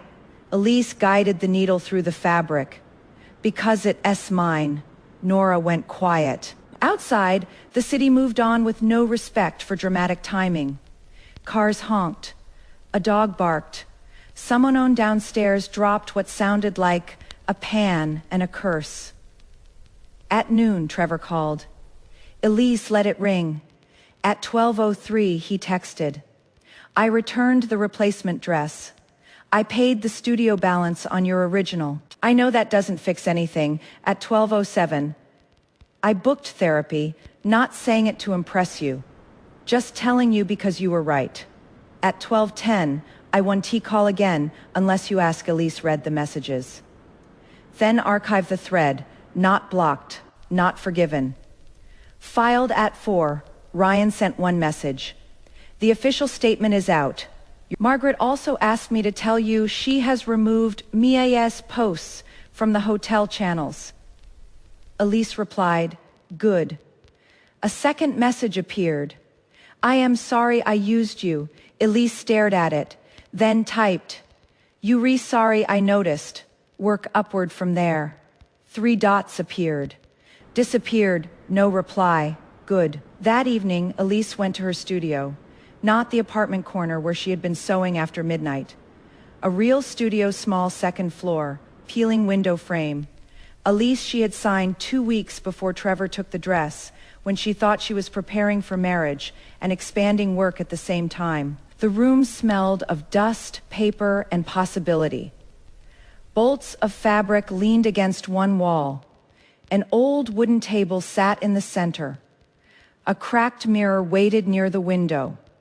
Elise unlocked the door, carried the restored gown inside, and laid it across the table. The crooked moon under the sleeve caught the low orange light. She took a photo, not for evidence, for inventory. Then she opened her business page and typed a new post. Restoration slot available next month. Vintage bridal, heirloom gowns, and pieces with complicated histories. Welcome, she paused, added one more line. Your story should fit you, not the other way around. She posted it within minutes. Comments appeared. Old clients, new strangers. Woman with gowns in boxes, closets, basements, attics. Woman who wrote, my mother's dress needs help. Woman who wrote, I don't know if I still want to wear mine. Woman who wrote, can fabric hold bad memories? Elise did not answer right away. She rolled up her sleeves, pinned the stretched lace, threaded a fresh needle. The work took both hands. Weeks passed. The canceled wedding became old gossip, then background noise, then a cautionary link people sent in group chats with too many exclamation marks. Mia disappeared from public posting for a while, then returned with smaller videos. No rings, no ballrooms, no white dresses. Her smile looked different, less polished. Maybe worse, maybe more real. Trevor sent nothing after the therapy text. Aunt Elise saw him across a street outside a grocery store. He lifted one hand, she lifted hers back. Then the light changed, and both of them walked in opposite directions. Ryan sent flowers to her studio opening. No note asking for dinner. No invitation, just a congratulations. Nora read it aloud and squinted. Is this growth or expensive stalking? Elise took the card, pinned it to the board behind her work table, and placed the flowers by the window. Growth with a receipt, dangerous species. Endangered, probably. The studio opening was small. Clients, friends, 2 local reporters, 3 women who brought dresses in garment bags, like wounded birds. Elise wore a navy jumpsuit and flat shoes. No ring, no borrowed surname waiting in the wings. Near the end of the evening, a reporter asked her, do you see bridal restoration as romantic work? Elise looked at the table behind her. A grandmother's lace veil, a 1980s satin gown, a torn sleeve from a dress someone planned to turn into a christening blanket, her own restored vintage gown, not displayed, hung in the back room under a plain cotton cover. Sometimes, Elise said. The reporter waited. Pen ready, Elise added. Mostly, it's honest work. You see where something tore. You decide whether it can hold again, if it can tee. You stop forcing it. The reporter wrote that down. Nora, behind her, mouthed, put that on a mug. Elise ignored her. After everyone left, the studio finally emptied. Elise locked the front door, turned off the display lights, and walked to the back room. The vintage gown hung alone, clean repaired, no longer smelling of Mia's perfume or Trevor's apology. Elise unzipped the cover. The crooked crescent moon remained under the sleeve. Still imperfect, still visible only if someone cared enough to look. She touched it once, then zipped the cover again. Her phone buzzed. A message from Ryan, congratulations again. The studio looks good. A second later, that is not an invitation. Just a sentence. Elise laughed. The sound filled the empty room and stayed there without needing witnesses. She typed, "Good sentence. Keep practicing." Then she put the phone away. Outside, the city kept glittering in pieces. Elise picked up her keys, switched off the last light, and stepped into the hallway. No man waited at the bottom of the stairs. No apology blocked the door. No white dress pulled at her hands. She walked out carrying only her bag, her work keys, and the kind of quiet that did not ask to be rescued. By the time she reached the street, her phone buzzed again with a new client inquiry. Elise opened it under the awning. A woman had sent a photo of an old gown with torn lace. The message read, "Can this be?" Elise looked at the picture. Then at the night ahead, she typed back, "Send it in, I'll tell you the truth." Elise Bennett's narrative is not just a story about stolen gowns or broken promises. It is a meticulously documented unmasking of possession, performance, and reclaiming power. Trevor Walker embodies that awful man who believes love is ownership, who mistakes kindness for weakness, stubborncy for permanent property. He moves through Elise's life like a well-rehearsed play, leaving behind breadcrumbs of affection to distract from the invisible betrayals. The stolen dress is perfectly symbolic, fabric taken not just without permission, but with the intent to erase history and replace it with a carefully curated illusion. Mia Collins, savvy and desperate, is both actress and victim in this grand story of transactional affection. Elise's strength is not in spectacle, but in her precise accumulation of evidence. Video clips, text messages, emails, screenshots. She archives betrayal as a ledger, turns intimacy into proof, not just for herself, but as a shield against the gaslighting, the smokescreens, and the faint of heart excuses. The rehearsal dinner scene is a masterclass in quiet demolition. No shouting, no public scenes, just a daughter-in-law scowling beneath the chandelier, an ex-fiancé cornered by family, and a bride collapsing under the weight of her own deception. Elise's refusal to be reduced to victimhood is her true power. She demands an apology, in person, insists on truth before closure, and when it does not come, she folds the apology dress like bad debts and leaves it on the sidewalk for all to see. The final scene, more than the dress or the live stream or the canceled wedding, is Elise in her restored vintage gown, not on display but carefully covered, imperfect but fiercely hers. She posts her craft back into the world with one quiet line, "Your story should fit you, not the other way around." That is a woman who has rebuilt herself stitch by stitch, refusing to be rewritten or erased. So here is my question for you tonight.